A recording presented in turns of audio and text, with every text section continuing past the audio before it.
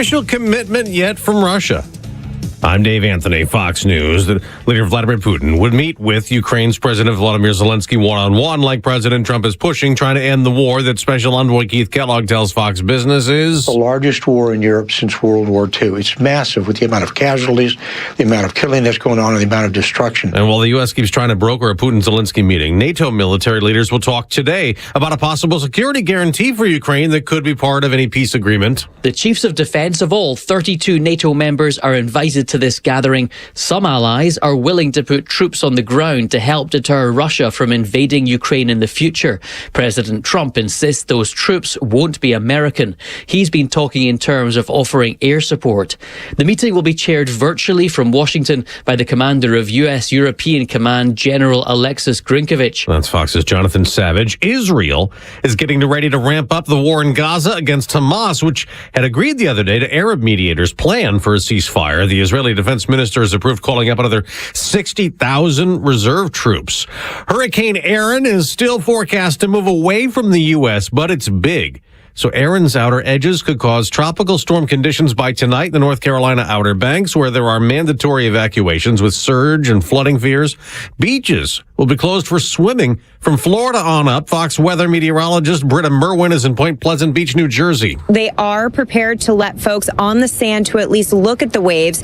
But we have heard from other beaches like Asbury Park, just north of here, that they are considering possibly closing the sand if too many people show up and they don't follow the rules. Today, we're anticipating waves to be 6 to 8 feet. Tomorrow, 8 to 12. That's Hurricane Aaron, currently a Category 2 storm with 100-mile-an-hour top-sustained winds. America's listening to Fox News. Progressive presents Employee of the Month. Small Business Edition. Today's recipient from Terry's Tiny Homes, Terry! Sure, as the only employee of her company, Terry was probably the front runner, but saving money getting personalized discounts with a commercial auto quote from Progressive, well, that gave Terry the edge. Over Terry. Terry! Keep awkwardly chanting your own name, Terry. You deserve it. Woo! Be your own Terry. See if you could save in as little as 8 minutes at ProgressiveCommercial.com. Progressive Casualty Insurance Company and Affiliates. Discounts not available in all states or situations. U.S. Air Force Technical Sergeant Jesse Clark's military service came to an end after a chemical exposure caused a large tumor to form in his brain. As a result, he is paralyzed on the left side of his body, legally blind, prone to memory loss, and in a wheelchair. The Tunnel to Towers Foundation built this hero a new smart home to help him live a more independent life. Help heroes like Jesse Clark. Donate $11 a month to Tunnel to Towers at T2T.org. WFOM and W292EV Marietta, a Dickey Broadcasting Station. This hour is presented by Subaru of Gwinnett. You'll love the difference. The Morning Xtra, only on Xtra 106.3. Morning, y'all. Tug and Los, halfway through this work week on Xtra 106.3. Glad that you're here. Now that we're back in business, 404-741-1230 is the number if you want to jump in there, Los. I mean, you can call again and you won't get Delta. So that's fortunate for us. Dude, that's a step in the right direction. I mean, that's a good Wednesday start there, if you ask me. I mean, what more can you ask for? Can I lay at the mercy of the court and tell you about my night? Sure, man. So, yeah, what's up? I saw I missed your call, and then I called you back, and anyway, but crazy phone tag this morning. So this morning, let me just revert back to yesterday afternoon. My dad got into town with my stepmom, and they drive. They stop in Biloxi, and they gamble and do all that from Texas. Yeah, they do that, and then they got in town, and they were in probably right around like 3:30, 4 o'clock. They went and grabbed my younger daughter over at the middle school, and then they talked about how, hey, we really haven't had a lot to eat. Let's go do dinner. I'm like, yeah, let's go to an early dinner. So we went out to this place down the street from us, and I told them, I go, they have massive margaritas. We ended up staying there for like 3.5 hours. That's a good day there. To the point where my daughter, my younger daughter, had this small event that was going on. My older daughter was still feeling it. She was still a little bit sick, and so she stayed home.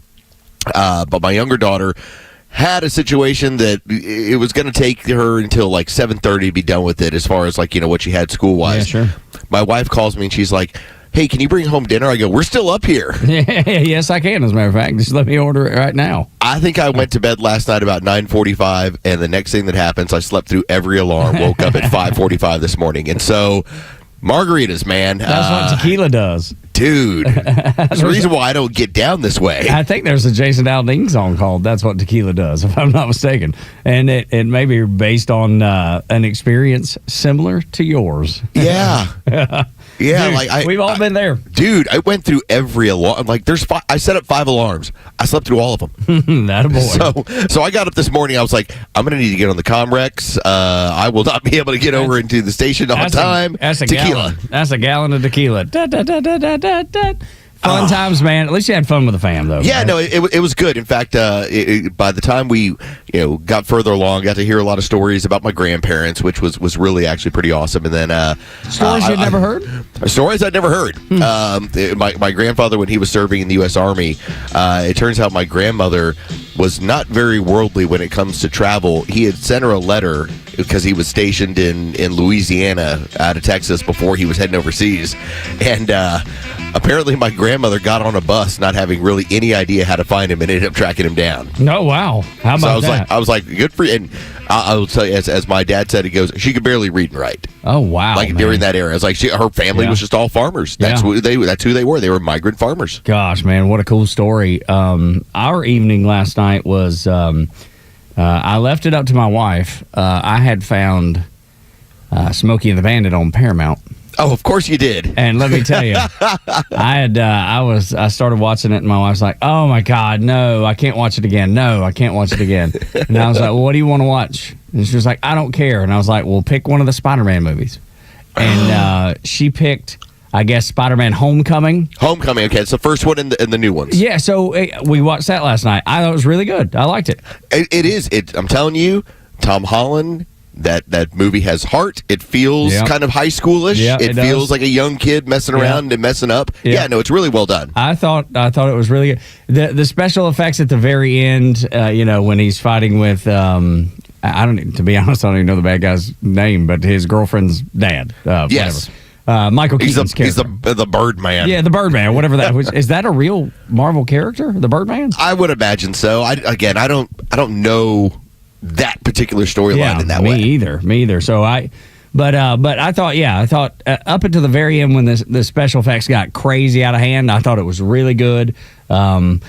It felt like it jumped in. Like I feel like in the beginning of that though, I didn't know exactly how he became Spider-Man or any of those things, and maybe you just assume, hey, you got bit by a spider, and that's you pick up from there. You launch right into, okay, he's now Spider-Man and he's in high school and he's been dealing with this. Yeah, and that's it. Like there's no origin. There's no well, I went on a class field trip and I got bit by a spider. Yeah, it's just like he's Spider-Man, and in fact, when he shows up in one of the in this case it's Civil War. It's one of the previous Marvel movies, and so when he shows up, it's out of nowhere. You're like, oh my God, that's Spider-Man, and that's how he gets introduced. Like there is no like, let's go. You have one moment where you have the Tony Stark character, the Robert Downey Jr., who goes over to a kid's apartment to recruit him. Okay, and he's already Spider-Man. Okay, got it. So but we watched it, we enjoyed it, and I told her, I was like, all right, well, so we have to watch the rest of there's like 3 or 4 of them, right? Let me get to. I made myself a little list if I can find it, and here we go. Yes, so we started with. Hang on, I said I did. Where's my list go? Oh no! Crud. Oh no! 404 yes, please 741-1230 if you have Tug's list. Yes, right. Whatever is in the next in order. I told Laura we're gonna watch all these, ending with. I know it ends with the Spider-Verse, right? That's the last one. Well, no. Okay, okay. You're gonna get Homecoming. Then the next one's gonna be Far From Home. Then the next one is gonna be No Way Home, and that's the three series. And there is another one that's going to come out next July. But as long as you've seen those 3, you're golden. You're golden for over almost a year. And I didn't feel lost seeing the Tony Stark character in there, and Captain America. There's that one really quick scene where he goes and hangs out with the Avenger folks for just a split second. It's kind of there and gone. And but I didn't feel lost throughout that. Maybe it's because y'all have talked about it enough. I kind of felt like I knew where I was going, but I liked it. Yeah, I thought it was good. Okay. I've got 2 superhero movies in less than a week. So. This is very surprising out of you. I'm telling you, I'm trying to do the best I can. And to think that it came down to Smokey and the Bandit. Well, look. Or Spider-Man. Yeah, my wife was like, not Smokey and the Bandit again. Had she seen Spider-Man? Had she seen she hadn't. Homecoming? No, she hadn't seen it. Did she like it? She did. She liked it a lot. Yeah, but she loves those movies. Yeah. Her and my son always watch it. I thought she had watched all of them, but apparently not, because she hadn't seen any of this block of Spider-Man movies. And she was like, all right, well, if we're going to watch them, we're going to watch them. It's, they're centered around general things that kids do. Like the next one that you're going to get, he just wants to go on the high school field trip. Okay. And this one was the one where he was on the decathlon team. The DC field trip or the decathlon team. Yeah, he had to save everybody in the Washington Monument, which I thought looked pretty cool. The visual on that was it looked pretty cool. I did. I thought I love this. So there was the part where he was looking over the edge, and it felt very real for a second. When he's looking over the edge, he's at the top of the Washington Monument. He looks at it and he's like, "Man, this is way up there." Who hadn't done that? I mean, and there was that little bit of me in my head as we're watching that scene play out. Go, man, if he looks over the edge, that's gonna be a long way down. And then in the next couple seconds, he actually does it. And it was, I don't know, it was one of those moments where you're like, man, that's exactly what I would have done. It's a freaky scene for me. Yeah, it is, because I don't like heights. Yeah. And he's up there, and the way they put that thing together, it cool. looks like he's way up there. It does, exactly right. It felt real to me a little bit. So anyway, I give it a good solid B+ on the Spider-Man. Oh, I love the Tug-O-Meter. Yeah, right, absolutely. The new Superman, C-, Spider-Man, Homecoming, B+. So I think you'll like Far From Home. Okay, I can't wait. We're gonna watch it one day this week or this weekend at some point, but we're gonna get them all 3 done. That way we can do our superhero segment. Well, this is my tip for you. Here's what it comes down to: watch the Spider-Man movies. Don't drink a lot of margaritas. Yes, that's right. Or we'll drink them and then watch Spider-Man. It seems like a good combination to me. I'm just going to point out that it was a good thing that I went to bed at like 9:30. No kidding. Holy cow. Morning Xtra at Xtra 106.3. Donald Trump's talked about this census loss a bunch of times, and it's coming. It's going to happen, and it's the right thing to do. I don't know how anybody could look at it unless you know that you have something tied to it politically and your power or your money is tied to it. And then I guess you would probably say, I don't want it to do this. But otherwise, it's the right thing to do. I continue to be happily surprised by the American people, and I was like, you got to steel your spine for all of this stuff. Like, if you're going to clean this stuff up, you're gonna have to be tough about it, because you're going to be made fun of, called misogynist, called racist, called everything in the book. And all of the polling continues to say that Americans want all of this stuff. Like, Americans look at it as, if we take a new census, do we have the possibility of getting rid of a lot of people that should not be counted? Okay, I'm in. Yeah, well, and that's surprising to me, because this was a trial balloon from Trump last week, and the closer we get to, okay, how would this be done? How would this be paid for? The more the American people say, hell yeah, let's do it. I just see things in pretty easy terms. Is this the right thing to do for the country? And the answer is yes. So if it is the right, just like not putting boots on the ground in Ukraine, that's the right thing for the country.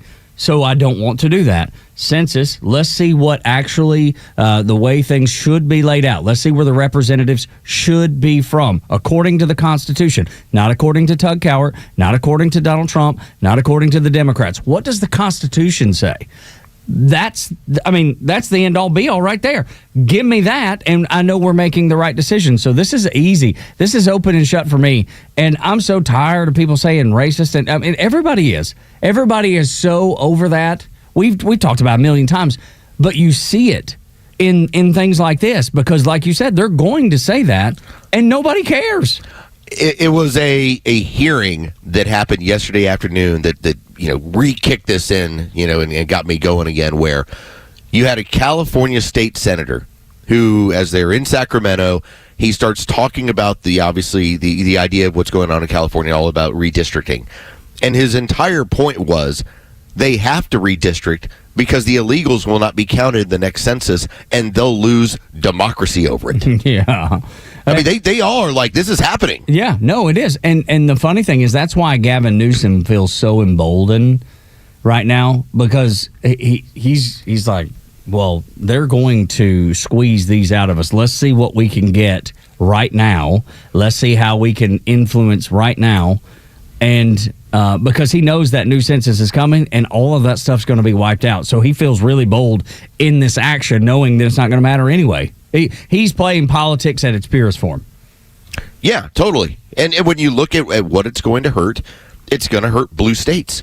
It's what it really all comes down to. You counted so many people. You have given sanctuary city status to so many places. They look at losing a minimum of probably about 7 seats. Yeah, it's going to be. I think it's going to be one of those things where the American people look at it when it's over and done with and say, "Yep, we made the right choice." And it's funny, Ron DeSantis talking about right choices. He said, "I got a cheat code. It's so easy for me. Yeah. It's so easy for me to do the right thing. I can. All I have to do is look one direction, and I know exactly what I need to do." People ask me like, oh, Florida, you guys are leading this. You just how you do it. I was like, as governor of Florida, I get this great cheat code. All I got to do is look to New York, Illinois, California, and then do the opposite. And it's such a, it's such a easy thing to say. What a wrestler! Yeah, exactly. It's like just a throw promo. the line out and get out of there. Exactly. It's like he knew what he was going up there to say. He had that in his back pocket the entire time. But that's the difference, I think, in the way DeSantis and maybe governors like him work, and then governors like Pritzker and Newsom, because they try their best. Gavin Newsom hired 2 people to write tweets that look like Donald Trump's, and it's gone nowhere. It's been made fun of. It's been ridiculed because they just have no pulse on what they should be doing. Ron DeSantis walks up to the mic and said, just don't do what they do. It's the cheat code. He's talking to kids at that point. He's talking to young adults. But who uses cheat codes other than them? Gavin Newsom has a 27% approval rating within his own party. Good Lord. And that's who they're running for president. Like, it's dead in the water. Yeah. Like, this isn't going anywhere. But that's the guy they're going to run for president because they got nobody else. Like, he's the shining star at 27%. Imagine that. Can you imagine being in that? And maybe during the Mitt Romney days of the Republican Party, we were there too. So maybe I shouldn't poke too much fun. Yeah, but again, just as you said, been there. I guess we'll have to try him. Oh, gosh. And knowing that it's going to be a failure, knowing that no one's going to respond to it, knowing that the message is going to fall flat, that's where they are. And look, I'm glad to be on the other side of it. Looking back at the Romney days and thinking, man, this is terrible news. We may never win again because we got nobody. There's nobody blossoming in our minor league system on our bench, and that's where the Democrats are right now. So yes, we've all been there, but it's fun to look back and see them finally there, because for about 50 years. I feel like they had the upper hand on everything because they had their tentacles in big government and used it to their advantage. You have lived long enough, Tug, to see that they're now the uncool people. Yeah, dude, I never thought in a million years would happen. And you were always told that, well, they're the cool people. And then I had a really good conversation about this at dinner last night, where I had to explain to my dad that what has happened is the young people in this country look at him as the enemy. Yep. That you were so well taken care of. Everything was economically suited for you all. The boomer generation was all about me. That's what they were. And so now that they've gotten older and that they're comfortable, the younger people are like, hey, that little bit of that comfort, when's it coming my way? Yeah, I would like to get some of that back. And they don't see that in the Democrat Party. And that's the deal. And so that is why, like, we have now seen these younger people that often dictate what's cool, what's going to be. They've all moved our direction. And it's silly to think that it really showed, we really knew that was the case when the Trump dance started showing up everywhere. Yeah. It was something so simple, something so small that actually meant a great deal. And if you remember and you look at the fraternity videos and the sorority videos, there's a reason why they're throwing America in your face. This is their rejection of the older generation. That's right. And globalism and all the silly stuff that the Democrat Party has thrown their way. They're moving back to the church and to conservative politics. And seeing the American flag flying all around is great, I think. 6 o'clock hour is brought to you by Subaru of Gwinnett. The Talkmaster Neil Borks. Hear him next on Extra 106.3.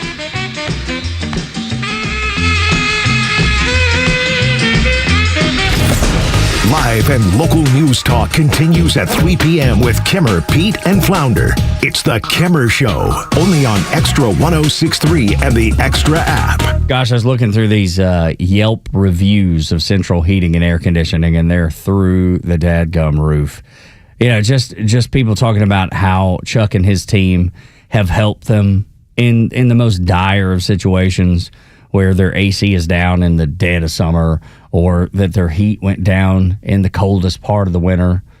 But it really does show you that Chuck and his team care. Their rating shows you that they're actually involved and they do what they say they're going to do. If you call them, first of all, you won't get automation. Like, no matter where you call these days, press 1 for this, test 2 for that. You don't get that with central heating and air conditioning. When you call 770-GET-HEAT, you will speak to someone. As soon as they open up, there will be a person answering the phones and making sure that you get what you need, whether it's a repair, whether it's a replacement, maybe a new carrier system from your Atlanta carrier experts. Or maybe it's a maintenance agreement that I encourage you to get because they come out to our house twice a year. Do the maintenance so we're ready for whatever season we're headed into. Make the right choice when you're choosing a locally owned company for your heating and air conditioning. They've been servicing Atlanta for 78 years, one of the few second-generation locally owned companies in Atlanta. 770-GET-HEAT, centralheat.com. Hi, I'm Chris Lalamia, owner of the Trusted Toolbox. Are home repairs piling up? Are you feeling overwhelmed? Relax. We've got you covered. From drywall dings and leaky faucets to deck repairs and trim replacement, we're your one-stop shop for everything for your home needs. No more juggling multiple contractors. Just call us at the Trusted Toolbox and we'll handle it. Your home deserves the best, and we don't want you breaking your back trying. Call the Trusted Toolbox today at 770-623-3097 or visit us at thetrustedtoolbox.com. The Trusted Toolbox, your one-stop shop for home repairs and more. Good morning, Mike. What you eating? You gotta try this.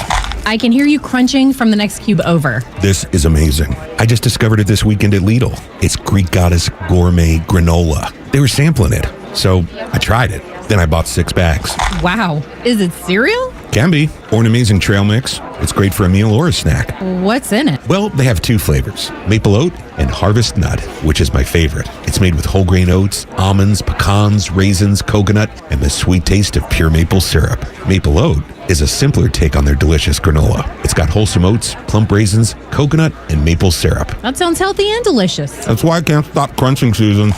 Greek Goddess Gourmet Granola. It's a breakfast or on-the-go snack you can feel good about. It's dairy-free and gluten-free, and with only 2 grams of added sugar per serving, even your belly will love it. Pick some up at Lidl, Amazon, GreekGoddessGourmet.com, or at specialty stores near you. Hey, Atlanta's Mark from the Safe House. I have a question for you. Am I the only person pissed off with the mainstream fake news, liberal judges, and whiny liberal politicians who don't realize why Donald Trump is president, and fake safes? And you may wonder, why fake safes? Well, a fake safe is like Joe Biden, cheap and ineffective. A real safe from the Atlanta Safe House is like Donald Trump, tough, effective, and provides peace of mind when you need it the most. So drop by Atlanta Safe House and check out the largest selection of safes in the Southeast and see what a real safe looks like. So go to atlantasafehouse.com. Hey there, I'm Tara, owner and publisher of Our Town Monthly, where you'll find local voices, familiar faces, and community businesses like Bubalo Medical. Hey guys, it's Dr. Bubalo, and for 24 years, we've helped Atlanta look better, feel better, and perform their best. Our clinics provide expert care in weight loss, hair restoration, testosterone therapy, intimate health, and with our Bubalo Care membership, our patients gain access to at-cost medical services, advanced peptides, biological age tracking, and so much more. Want to know how fast you're really aging and how to turn back the clock? Give us a call at 404-998-4194 or visit mybioage.org to get started. That's mybioage.org. Friends, it's time to take charge of your health and focus on you. There's no better time than now. And remember, Our Town is your town at Our Town Monthly. Hey, it's Los. We're here with Tom Mitchell, the honest car guy. Tom, I'm looking for a reliable vehicle, something for the family, but also for my daughter who's going to be driving soon. Why should I call you? The main thing is you get to see it's a full transparency sale. What I like to do is show you the whole gamut, show you everything that's out there and everything that's available. I can get any make, any year, any model. Financing. If I need to use it, what can you offer? We have some of the best banks available, and we got rates starting at 4.99 from a 23 model and above. It could be a 14 model. We still have banks that will do all the financing for you at good rates, and they're primary banks. If you have credit issues, we still have banks that can accommodate those issues as well. Friends, if you're in the market for a pre-owned car, truck, or SUV, get an honest car buy from the Honest Car Guy. You pay what we pay, plus an honest fee, and we back that up by giving you the bill of sale. That's our transparency guarantee. Call 844-SHOW-ME-1. That's 844-SHOW-ME, the number 1, or visit honestcarguy.com. The stories that matter to you. These are your Georgia headlines. Here are your Georgia headlines for Wednesday, August 20th. Vice President J.D. Vance will be in Georgia this week. Vance is visiting Peachtree City on Thursday to highlight the tax cuts delivered by President Trump's One Big Beautiful Bill. He's expected to meet with local officials and business owners to discuss how the bill affects Georgians. The Second Lady, Usha Vance, will also be in Canton at the Cherokee Classical Academy to promote her summer reading challenge. The effort to eliminate the state income tax in Georgia is underway. Senator Blake Tillery, who is also running for lieutenant governor, says the move would help keep Georgia competitive as a great state for business. Current Lieutenant Governor Burt Jones has made the issue a cornerstone for his campaign for governor of Georgia. The state income tax currently generates $16 billion in revenue. And Secretary of State Brad Raffensperger responded to a Truth Social post by President Trump, who pledged to return to paper ballots and eliminate mail-in voting.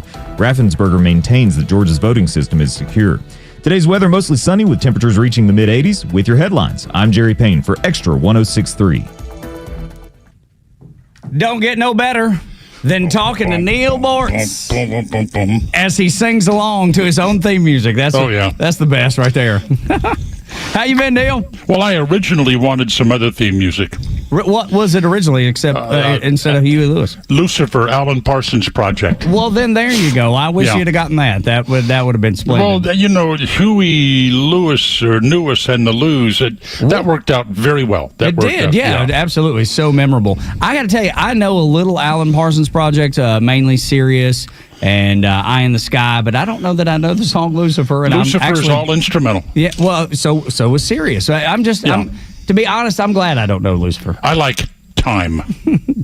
Time by Pink Floyd? Or No, Time, Alan Parsons. Okay, Project. I don't think I've heard that before. Yeah. Well, then there you go. I hate you didn't get those, but Huey Lewis seems to work. Well, that's the breaks. Yes, that's right. Well, but it broke well. It broke in your favor, it seems. By the way, is Kohlberger still alive? So far. So, yeah. Damn. From what So far. Me and my wife watched a documentary last Friday night on him, and I don't know that I learned anything necessarily, except for the facts that he was talking to his mom just before and just after all the crazy killing that he admitted to. Some people say he was an incel, and that's what drove it. That's what it said in the documentary. Yeah. Did it? Yeah. It was that he was rejected by women and he felt like he deserved to have their attention, and it's weird. He's an odd bird, that fella. Okay, who was playing golf yesterday? I played a little golf. You heard they got a guy in New Jersey that was zapped by a lightning bolt. Well, that's why I don't play when it's raining. That's right. I do. However, I do. But that reminds me, one of the greatest lines ever in golf was delivered by Lee Trevino, who got zapped by lightning one time. Huh. And so he was at a news conference a year after. What are you going to do if a lightning storm comes up? And Lee Trevino said, I'm going to grab the 2-iron out of my bag, and I'm going to walk down the middle of the fairway holding that 2-iron over my head. There you go. And somebody said, why? He said, even God can't hit a 2-iron. That's really good. Is it weird that I do have a fear of being struck by lightning? Well, as rare as it is, as impossible as it is, it does happen. Well, it does happen. I don't know. Gee, do I have any inordinate fears? I don't. Other than Donna. You know, I really don't. I really don't think so. But anyway, so I love the name change. Jerry reminded me, and I read it also, that the new name change for MS, whatever it is BS Now. Oh, BS Now. I love it. I love it. Or, as Lowe's pointed out earlier, if you look at the new logo, the flag kind of looks like a P. It looks like PMS Now. Oh, good. It really does. That was what Limbaugh always used to call it. It's funny how that's become full circle. It's like, wow, all right, he really did nail that one. PMS Now. One of the many things. You know, I was making a list of phrases and stuff that just get on my nerves. Oh, here we go. Well, some of them don't get on my nerves. Some of them are very descriptive of things that are going on right now. Okay. Like, try this, and we don't need to elaborate on this, but black fatigue. Okay. Yeah, I've heard that one. I've seen that pop up on social media a bunch. Have you looked into the origins of this? Because that started in the black community. That's right. Involving men being tired of dealing with the women in the community. Really? I thought it was in the black community of blacks getting tired of dealing with the ghetto crowd, the thugs, it's grown to that. Absolutely. And but anyway, and it's certainly a thing on Carnival Cruise Lines. Yeah. Oh, wow. Did you see the fight in Galveston? Holy smokes. Yeah. No, I did not see that. Okay, so we were talking about, I guess it'd be like the milling area before you even enter the ship. Oh, yeah. There was a big old brawl in that area when all they're doing is just getting ready to get on the ship. Were they throwing furniture? Yeah, it looked like he was getting, throwing hands. A lot of people fighting. Isn't it amazing? Just now, and here another thought. I write down these nutty thoughts all the time on TV advertising. Isn't it amazing that we've now reached the point on TV advertising where they show women spraying deodorant down their pants? I have noticed that. I did see that ad. My God. well, to think, if we're talking 15 years ago, we would never have a TV ad where there were two men that were being intimate with one another. Yet now, every single drug ad, every single ad for anyone who's taking out insurance, it has to show you, oh, by the way, if you happen to be gay, we service you as well. Oh, yeah. Well, in what sense? Oh, wow. In the business sense. In the business sense. Well, some of these ads, there is actually one ad on TV where it says, one of the side effects is loss of vision, which could become permanent. Yeah, it's rough, man. I don't think I'm taking that. I forgot what. I think there's a couple of them, Neil, that say that. I don't think that's that. I think that's one or two that's got that. But loss of vision, which could become permanent. Yeah. How's that for a side effect? Yeah. Well. Then, so another note I wrote down, and this is a note for fat chicks. Okay. There we go. You're not plus sized. You're not curvy. You're fat. I do not want to hear the I'm plus size. No, you're fat. I'm curvy. No, you're obese. What about for dudes? Same. But I've never heard a dude say that. No, me either. Plus size dude. I had an incident a few years ago, and I think. Although you should have gotten me some plus size undies. Panties the other day. They didn't fit, Neil? Oh, they fit fine. Oh, okay. Don't leave a lot of room. That boa constrictor. And then words I'm tired of hearing, like bombshell. Oh, yeah. Where the hell? I mean, a bombshell report. What the hell does that mean? Yeah. Explosive, I guess. And then with the kids and now the adults, where every third word is literally. Yeah. Or I'm trying to get my daughters to both end that. They both drop that on a regular basis. Yeah. I'm literally going to the bathroom. I'm literally I can't even say that. Literally cooking dinner. I'm literally on the air with you right now. Well, yes, I know. Physically, right? And then, of course, the word racist, I'm tired of, because nobody knows what the hell that word means. But then, bro this, bro that, bro you. I'm so tired of that. But I'm not as tired as I am as watching fat women spray deodorant down their pants. I do need some phrases that need to go away. For instance, when people point out, at the end of the day. Why does it always have to be at the end of the day? How about this point in time? And, that's 4 syllables to replace now. At this point in time, now? Right. You're trying to get clever. Maybe people were tired of it's a Kamala Harris effect. It may be. I'm going to use a multitude of words to use one word. Yeah. Well, because she does the word salad, so it makes perfect sense for her. You could have gone all day without mentioning that woman's name to me. Yeah, I know. Sorry, Neil. She made it popular to word salad. Yeah.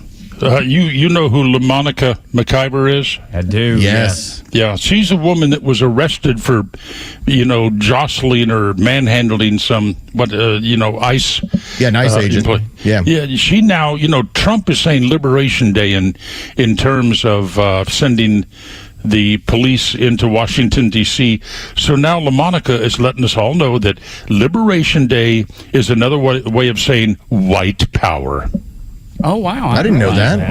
I missed that part. I'll have to write it down, I guess. That's right. Liberation Day. Liberation Day is code for white power. So now you know. I'm glad I came up with something you didn't realize. I wasn't aware that if you happen to bring some safety and stability to a largely black community, that's white power. That's white power, apparently. Yeah. And especially when that community is very grateful. It's very thankful that, hey, thanks for doing this. And I would be too. Yes.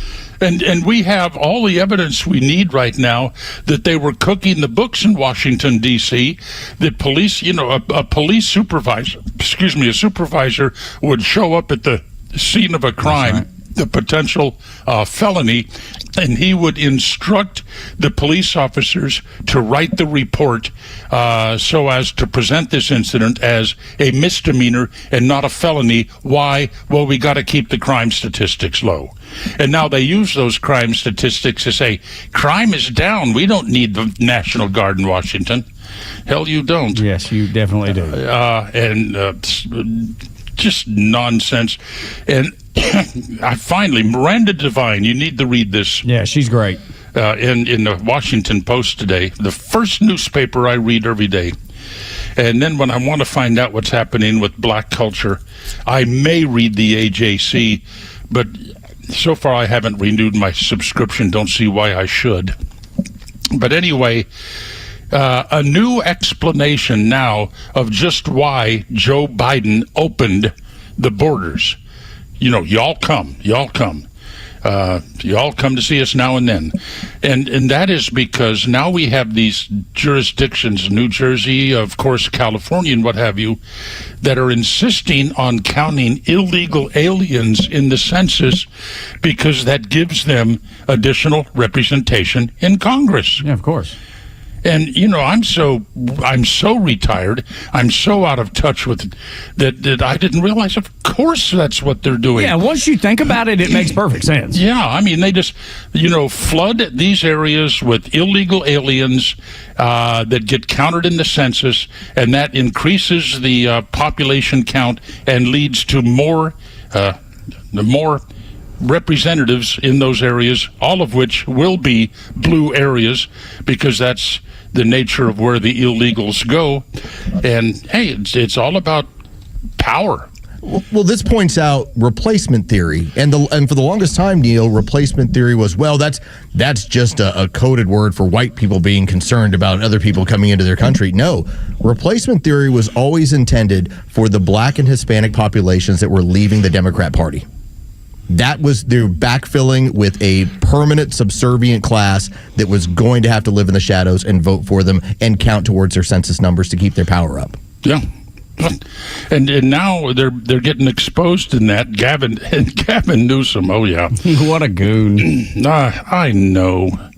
I mean, what in the hell was Kimberly thinking? Jeez. Well, of course, what was Ted Danson thinking? But we're setting that aside. Kimber failed to come up with the answer to this little mystery. Okay. A horse breeder in Ocala. Yeah. Same guy that bred Bortz the horse. Yeah. Has a new horse out there, a new thoroughbred. I don't know if it's raced yet, but the name of the thoroughbred is All Pink. All Pink. Yeah. Yeah. Yeah, I can see when that horse moves to the inside. No. I was a little slow in the uptake, but boy, when Mo's made it so clear for me, I can see it was easy to spike it down. That's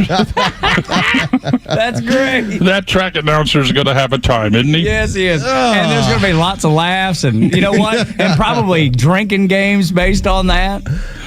Yeah, oh, hell yeah. Bortz the horse never won a race. Well, that's all right. I never had a horse named after me. Well, I think he gets $15 stud fee, which is more than I ever Bortz the horse. Has any of his offspring, have they ever won a race? I have no idea. Well, you need to investigate that. That's important to know. No, it's just not important to me. What a filthy joke, but I love it. Yeah. and I love that Kimmer must have had a question mark over his head for a bit. I had the same one there. I was like, hang on. I went, oh yeah, like this. I saw the wheels turning in Lowe's head. Well, I hope that most of the people at home did not catch all of that. Well, if they didn't, they can catch it on the Extra 106.3 app. You've got to go listen to it again. Oh goodness! So Neil Lords. Hey, fat chicks, you're fat. You're not curvy. God bless America. The one and only Neil Morse. Rocking the boat every time he comes on, which is what makes it fun. Horse jokes. Thank you, Neil. We appreciate you. Extra 106.3 when we come back. Tug and Los until 10. The PGA is adding a familiar stop to the tour. Even if you don't love golf, you'll love this. Next on Extra. The latest sports news, powered by 680 The Fan, and driven to Extra listeners by RBM of Atlanta in Sandy Springs, Atlanta's Mercedes-Benz connection since 1964. Good morning. Here are your sports headlines for Wednesday, August 20th. The Atlanta Braves played another wild one last night, scoring 7 runs in the late innings to rally against the Chicago White Sox at Truist Park. 11-10, the final, the victory last night for the Braves. Catcher Drake Baldwin gets 3 RBIs on the night. Game 3 is set for tonight. It'll be Hurston Waldrop looking to stay undefeated on the mound for the Braves. He'll be opposed by Martin Perez. First pitch is set for 7:15. You can hear that game live on our sister station's brand new app, 680 The Fan. From the NFL, the Indianapolis Colts have announced a starting quarterback. It's veteran free agent Daniel Jones. He gets a start over last year's first-round pick, Anthony Richardson. As for the New Orleans Saints, they have yet to decide on a starter for the upcoming season in a competition between Tyler Show and Spencer Rattler. With your sports headlines, I'm Carlos Medina. Advisory services offered through Master Plan Retirement Consultants, Inc., a registered investment advisory in the state of Georgia. Insurance, tax, and commodity services offered through Fricks & Associates, Inc., DBA Master Plan Retirement Consultants. The aforementioned are affiliated companies. Retirement means different things to different people. Some folks want to travel the world. Some folks want to spend more time with grandkids. For me, I'm looking forward to spending more time with my guitar. Whether extravagant and robust or simple and cozy, every retirement needs a plan. You wouldn't take a trip without directions. You have to know where you are before you know where you're going. Master Plan Retirement Consultants have helped many like you plan for their own retirement. Not only does Master Plan help you create the roadmap, they join you on the journey. So whether you want to travel the world, become a pickleball champ, or just looking for a good porch, a sturdy rocking chair, and an acoustic guitar, remember to plan well, because the destination is worth it. Visit masterplanretire.com to schedule your complimentary consultation today. A company that has been trusted in Atlanta for over 25 years has already done their hometown homework, like having the very best people, fair, honest pricing, exceptional customer service, and a focus on high-quality work. That's us. Hi, I'm Dan Watkins, owner of All Four Seasons Garage, Entry Doors, and Windows. Sometimes new isn't better, like out-of-town home improvement companies invading Atlanta with their inflated pricing and subpar work. When trust matters, trust us. All the number 4 seasonsgarages.com.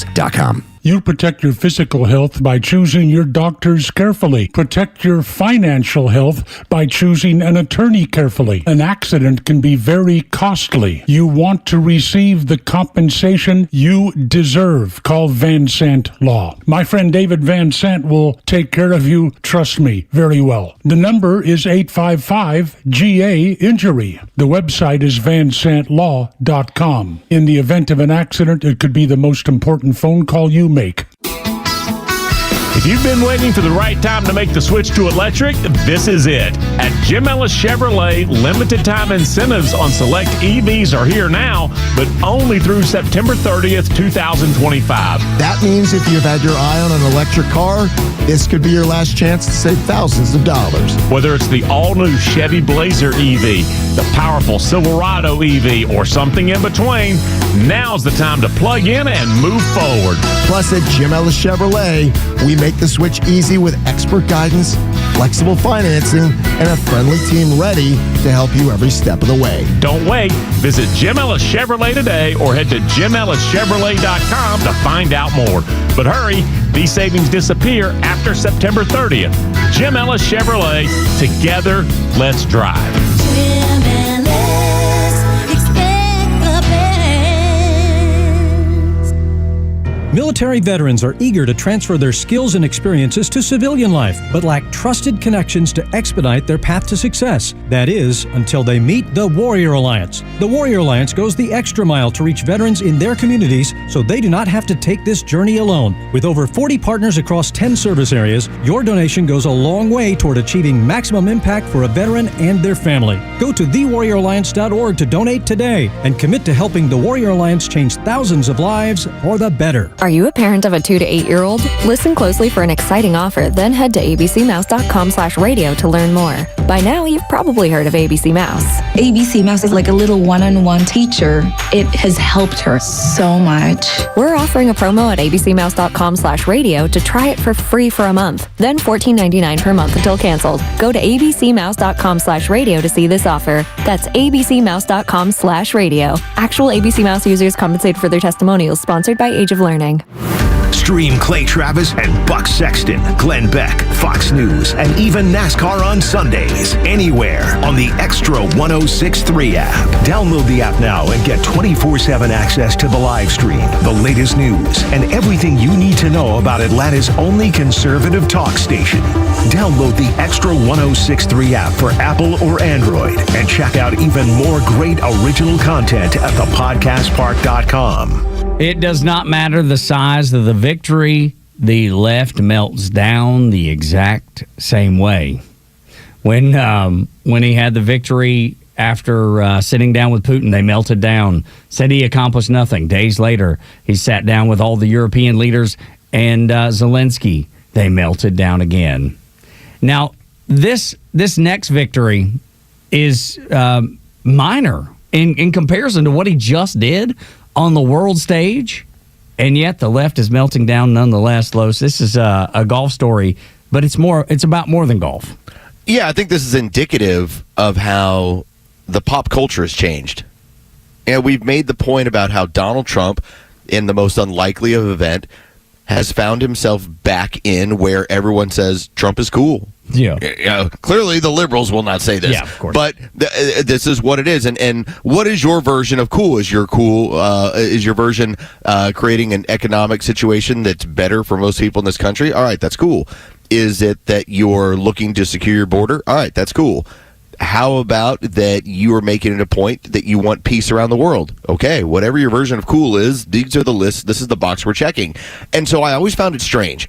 Yeah, we talked about how the NFL is largely filled. It's 50-50 as far as the political spectrum of people that watch it. But when it comes to the two sports that have the most Republican voting, most conservative lean to them. It's college football and the PGA Tour. Those are the two. And so it was surprising that after we went through the phase in 2020 of dealing with the pandemic, the PGA made it a point, well, we're not going to Trump golf courses.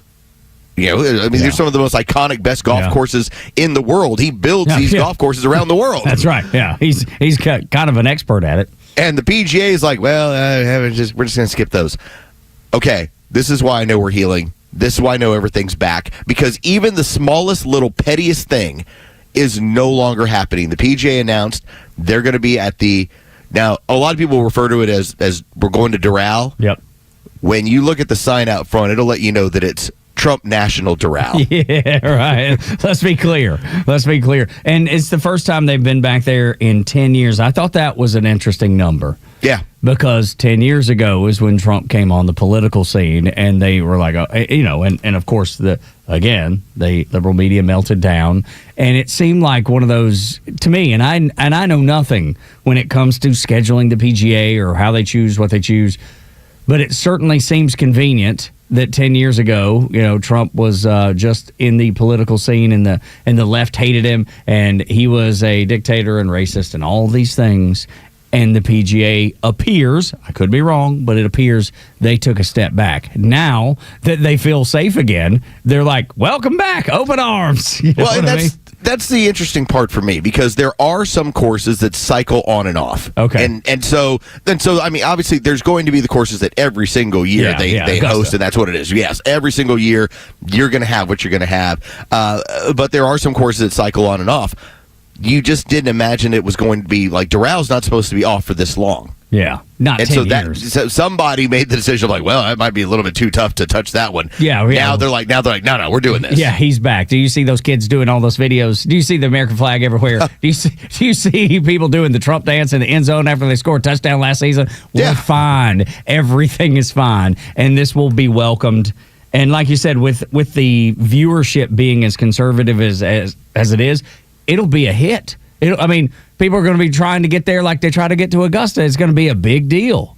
It's just one of those courses that's supposed to be on. Like Doral is supposed to be a place that the PGA is routinely going to. Yeah, that makes sense to me. And I just think it's funny, and I'm trying to do I just want to do a quick search and see what I find. Oh, and the first thing that pops up, a lot of it is just PGA news. Hey, this is going to be added, but then there's the handful of people. Why is the PGA bending over backwards for Donald Trump? They're not.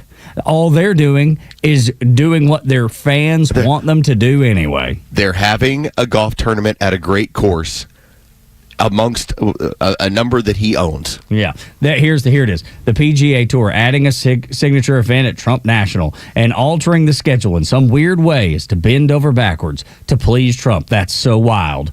It's not that at all. Just because you hate him that much and that's what you surmise from it does not make it the fact. That does not make it the gospel. And surprise, surprise, you do have sports that have made it a point, because, again, they're in the pop culture business. They're in the grabbing eyeballs business. Yeah, of course, that's how they make a living. This is what they've decided to align themselves with. I mean, you have the UFC that's going to fight at the dadgum White House on July 4th of next year. Yeah. And I don't know, what do you know the breakdown of fans for Ultimate Fighting? I would imagine it's probably 70-30, right? I would imagine it's pretty strong leaning. I mean, whenever he walks into one of those buildings, they go crazy. Up. And the fighters love him. Yeah, I do. So much so that when they win, they climb to the top and they start pointing at him and they take pictures with him. I mean, dude, he is a phenomenon like we've never seen. John Jones is one of the all-time greats in the sport, and he just recently retired. His last fight, when he won, the first thing he did was bust out the Trump dance. That's exactly what I'm saying, man. It's just these people know what they're doing. You can call it bending over backwards, and maybe they are to a degree, but it's because they know he is the ultimate cool. He's the pop culture, as you described earlier. He's the reason people do what they do. And they're in the business of making money. How do we partner with the biggest brand on earth? And it would be hard to find another brand bigger than the Trump brand. Dude, the Trump brand's bigger than Apple. The Trump brand's bigger than Microsoft. The Trump brand's bigger than Home Depot. Any brand that you can think of. Coca-Cola. If you put the Trump name in front of people, people know exactly who it is immediately. There's no bigger brand. Why would you not want to partner with it? I mean, you had, and this was during the run-up to the election, you had the Arab American UFC fighters that were in Michigan pushing for Donald Trump. Yeah, exactly. I mean, this is cross-cultural. This is what he's going to bring to the table. And the more he's able to promote and get peace done around the world, the more people, like even fighters, are like, okay, that's why he's my guy. Who was it? Was it last year? Bryson DeChambeau, wasn't it he and Donald Trump that played around together and it blew up on social the video? media? Yeah, I believe so. Yeah, that's just another obvious connection that he has to the PGA. And I would imagine a bunch of those golfers are big fans and Donald Trump voters, so they love this. Are they going to be out front celebrating it? I don't know.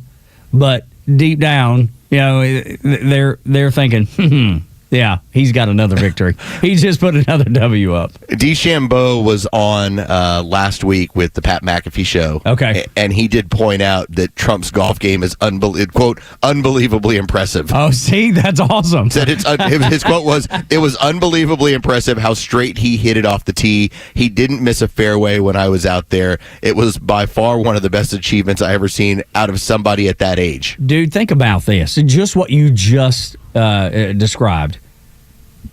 A year ago, which show? I mean, McAfee's show is the biggest in sports.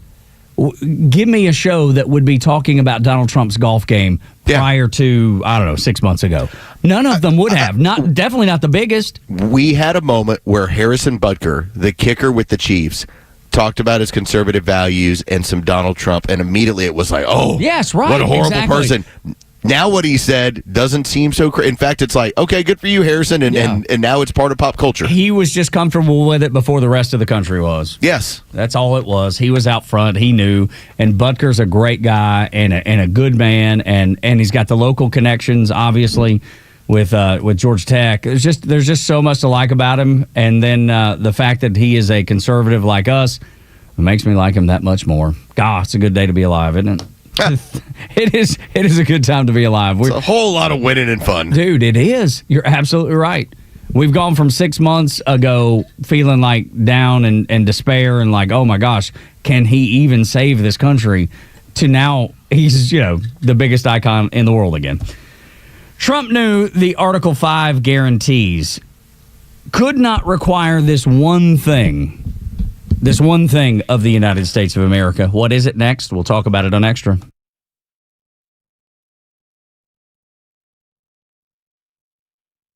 Join Daniel Madelon, CEO of A Second Chance Bail Bonds, and co-host Tug Cowart as they bring together law enforcement, justice insiders, and voices from every part of the justice system, victims, advocates, and people who've turned their lives around. It's an honest talk about what's working, what's broken, and how to build a better path forward, one second chance at a time. This week's guests are former APD Chief Bryant and Natalie Ammons from the Fulton County Sheriff's Office. Justice Unfiltered. Unfiltered, informed, and unbiased. No one plans on going to jail, but when it happens, it's important that you know who to call. Call A Second Chance Bail Bonds, where we believe everyone deserves a second chance. Whether your loved one's been arrested in Cherokee, Clayton, or any of the other metro Atlanta counties in between, A Second Chance Bail Bonds works fast to help expedite release within hours. A Second Chance. It's better to know us and not need us than need us and not know us. Call A Second Chance 24/7 at 404-BAIL-OUT or online at atlbail.com. Experience luxury like never before behind the wheel of a brand new Cadillac from Jim Ellis Cadillac. From the iconic Escalade to the innovative electric Lyric, Jim Ellis Cadillac offers the models you know and love, along with the latest in luxury EVs. And the buying experience just as luxurious as the Cadillac name itself. With great prices, a great selection, and a team of knowledgeable sales associates, you'll love shopping at their showroom conveniently located on Peachtree Boulevard, just inside the perimeter. Prefer to shop from home? Visit JimEllisCadillac.com, where you can browse all the latest offers and even start or complete your entire purchase online with the Jim Ellis Expressway. Want to try before you buy? Schedule an at-home test drive and enjoy the convenience of home vehicle delivery. Luxury is waiting. Experience it today at Jim Ellis Cadillac. Jim Ellis Cadillac, where you can always expect the best. Jim Ellis, expect the best. enter the financial red zone, it's time to start rethinking your financial strategies and protecting what you've built. Coach Pete, what should we consider in the financial red zone? As we enter that financial red zone, which is over age 50, we must have some money put aside that's going to give us a guaranteed lifetime income. Without income, you don't have a retirement. Now, you get your Social Security, so work on maximizing that, but then you've got money in 401ks, 403bs, TSPs, IRAs, anywhere you have money, and it's a nice lump sum. But we need to figure out how much income you can get from the lump sum you have that's guaranteed for life. That takes all the worry out of it in retirement. If you already know you've already got the money put aside, you don't have to get a checkbook out. The money's already there. Just make sure it's in the right place to give you and your family that lifetime income you can never outlive. For a comprehensive and customized retirement review, call Coach Pete's local trusted advisor, Craig Chandler of Chandler Wealth Management. 800-419-6164. 800-419-6164. Summer is here, and it's time to enjoy your outdoor oasis as a family. Don't know where to begin? At Stovall & Company, we have everything you need to make your landscaping dreams come true. From premium mulch and topsoil to a wide variety of plants, trees, shrubs, and annuals, Stovall has it all. Check us out at StovallInc.com. WFOM and W292EV Marietta, a Dickey broadcasting station. This hour is presented by Van Sant Law, vansantlaw.com. Amid a push to end one war, another might escalate. I'm Dave Anthony, Fox News. Israel's ramping up its fight against Hamas in Gaza, while military leaders in the NATO alliance meet today to consider a security guarantee for Ukraine that could be part of any peace agreement with Russia. Special U.S. Envoy Keith Kellogg tells Fox Business. We are very close, I believe, to getting to this thing finished and done. But there is no formal commitment out of Russia that leader Vladimir Putin would hold one-on-one talks with Ukraine's President Volodymyr Zelensky, like President Trump's been pushing for. Back to the war in Gaza, 3 Israeli soldiers have been wounded as Israel's defense minister approves a plan to call up 60,000 reserve soldiers to ramp up the fight. An official says forces will be taking on Hamas in parts of Gaza City that hadn't been targeted by ground troops during the first 22 months of the war. The plans have been approved by the country's generals, but it's not yet clear when the operation will begin. The families of some hostages fear the new assault could put the lives of the remaining captives at even greater risk. Fox's Jonathan Savage. Hurricane Aaron keeps moving north, and while it's moving out to sea, Fox meteorologist Janice Dean says Aaron's still affecting the East Coast. High surf, rip currents, beach erosion, and tropical storm force winds along the coast of North Carolina. And that has led to this. In North Carolina at Wrightsville Beach, they had over 60 water rescues because of the rough surf. Fox Weather Steve Bender is south of there in St. Augustine, Florida. Overall, they are prepared for any type of coastal impact, but the concern is the repetitive waves keep taking more and more sand away from the beach. Beaches are being closed for swimming up the East Coast because of the waves and rip currents. Florida has killed a killer carrying out its 10th execution this year, a record in the state. Cale Bates was condemned for abducting and murdering a woman in 1982. His last word was no. When asked if he had any last words, then he was lethally injected. America's listening to Fox News. Progressive presents Employee of the Month. Small Business Edition. Today's recipient from Terry's Tiny Homes, Terry! Sure, as the only employee of her company, Terry was probably the front runner, but saving money getting personalized discounts with a commercial auto quote from Progressive, well, that gave Terry the edge. Over Terry. Terry! Keep awkwardly chanting your own name, Terry. You deserve it. Woo! Be your own Terry. See if you could save in as little as 8 minutes at ProgressiveCommercial.com. Progressive Casualty Insurance Company and affiliates. Discounts not available in all states or situations. U.S. Air Force Technical Sergeant Jesse Clark's military service came to an end after a chemical exposure caused a large tumor to form in his brain. As a result, he is paralyzed on the left side of his body, legally blind, prone to memory loss, and in a wheelchair. The Tunnel to Towers Foundation built this hero a new smart home to help him live a more independent life. Help heroes like Jesse Clark. Donate $11 a month to Tunnel to Towers at T2T.org. It took 100 years, but finally there's a conservative voice you can trust. Atlanta's only conservative news and talk station, Extra 106.3. College football is just around the corner, and I know we're a news and politics show, but this stands out to me, and I can't help but bring this topic up, and I wanted to run it by Los, and Los, I think you'll probably have a lot to say about it. Ooh. I want to take you back to 2017, down at, I guess that would have been the Georgia Dome. The Auburn Tigers were playing against the University of Central Florida. UCF wins the game. Do you remember this? And then UCF started hanging banners in their, across their campus down in Orlando. They wrapped the police cars saying that they were the national champions. I think that it was, I don't remember the circumstances, but Auburn had been number one in the nation or whatever, right up there, and they, felt like they got robbed because they got put into the Peach Bowl and not into some sort of national championship conversation. So Auburn was upset. UCF saw that as an opportunity to claim a national championship.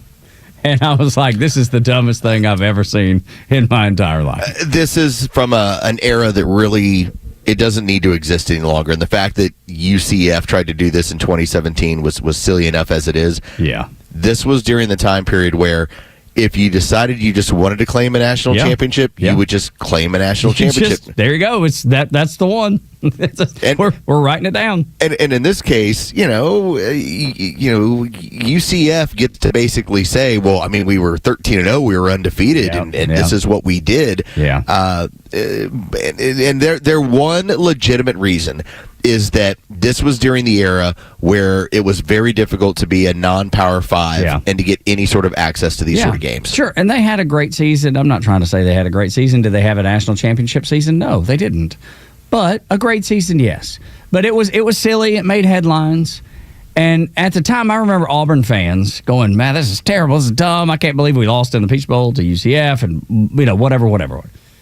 Fast forward to 2025. Yesterday, I read and hear and see the Auburn Tigers have added 7 national championships to their list. They had 2 to begin with. Now, all of a sudden, after yesterday, they've got 9. What in the world is going down there on the plains? Yeah, this. Okay, so let me step back a little bit in time here, because we have to go back to like 2000, and I think this would have been 2010. 2010, after they had won a national championship, Auburn got in the business of then starting to claim a multitude of other national championships. They were trying to claim like 3 more, and the backlash was so intense they decided not to. They abandoned the idea. I vaguely remember this. They claimed, I wanted to believe, the 2004. Now, they were undefeated. Yes, I remember that year, and I remember feeling bad for Auburn that year. And they were a great team, and they had tremendous amount of talent. They had a bunch of first-round picks. Jason Campbell was the quarterback, and they had Cadillac and Ronnie Brown and everything. I mean, they were loaded. And that team didn't even get an invite to play in the national championship. So that's why they were like, well, we're going to claim a national championship there. At least that one felt a little bit more like, okay, I can see where you might try and do that. The other ones were like from the 30s. Yeah, but to go from, but it'd be different if they said that one. We're going to take that one and we're going to claim 3 national championships. But that's not what they did, Los. I identify as a national champion. Yeah, exactly. Exactly. Like, for instance, the 1958 team that Auburn is now claiming as a national champion because they were 9-0-1. Well, the part of the problem is that there was another team that was undefeated in the Southeastern Conference. That was LSU. They were 11-0. Yeah. They were the national champions. Now, they didn't play each other that year, but who won the SEC? Yeah. LSU. Who was the national champion? LSU. Yet, here's Auburn being like, well, we're going to claim that one. But that's the thing, Los. If they would have just said 2004. And let me tell you, I had the opportunity. I was in this men's Bible study group for several years at our church, and a friend of ours, strangely enough, huge Alabama fan, was friends with the quarterback there at Auburn in 2004, Jason Williams. Am I right about that? Is it Campbell? Jason, thank you. He came to a couple of our Bible studies. The coolest guy, the nicest guy, super faithful dude, just so down to earth, loved talking college. He's a really, really great guy. So I'm saying, just having met him, if they wanted to claim 2004, right? Like, as silly as I think it all is overall, with your explanation, having met him, knowing how good they were, that'd be one thing. But they didn't just do that. They said, we're going to claim 7. Not 1, but 7. It's just unbelievable, man. I just saw Wes Blankenship, who is really, really funny guy, worked in and TV here in town. He was likening it to the Louisiana Purchase. He was just like, man, we're taking half the country. It's now half the country is now Auburn. This ends up being the problem that when you have 4 national championships and then obviously you blow it up into what you blew it up into. This all goes back to being Alabama's little brother that has 16. That's exactly right. Now some of those are a little bit shaky too, Sure. but at least in the last 20 years, you can basically point at and say, hey, I've seen like 7 or 8 of them, and they're legit. Yeah. This is the Blankenship tweet. Wow, Auburn just claimed victory over Napoleon in the Louisiana Purchase. The entire swath of the country is now known as Auburn. So the issue in 2004, so Southern Cal was the preseason number 1, and they stayed number 1 the whole year, and they had the Heisman Trophy winner at quarterback, and they went out and they beat Oklahoma badly. It was like, I want to say it was like 50. I mean, they scored 55 points on them. Okay, it was like 50. I think it was like 55-19 or 55-20. They destroyed them. And so, yes, should that game probably have been Southern Cal and Auburn? Yeah. Probably, yeah. But this was the BCS era. There was 2 teams, and that's what you were going to get. And these are the ones that calculated up and had the best numbers to play each other. Oh my gosh, man! I just can't imagine. I would be so disappointed if because I love Georgia, born and raised in Georgia, always been a Georgia fan. If Georgia started claiming 5 national championships, I would denounce it live on Extra 106.3 every day. I'd be like, this is the dumbest thing in the history of the world. Georgia, don't do this. But you have 21 and 22. Yeah, to go along with 1980. So it's like you got what you got. And here's another problem that we run into with this. Maybe the greatest college football team for my money that I've ever seen in my entire life is 2001 Miami. Right.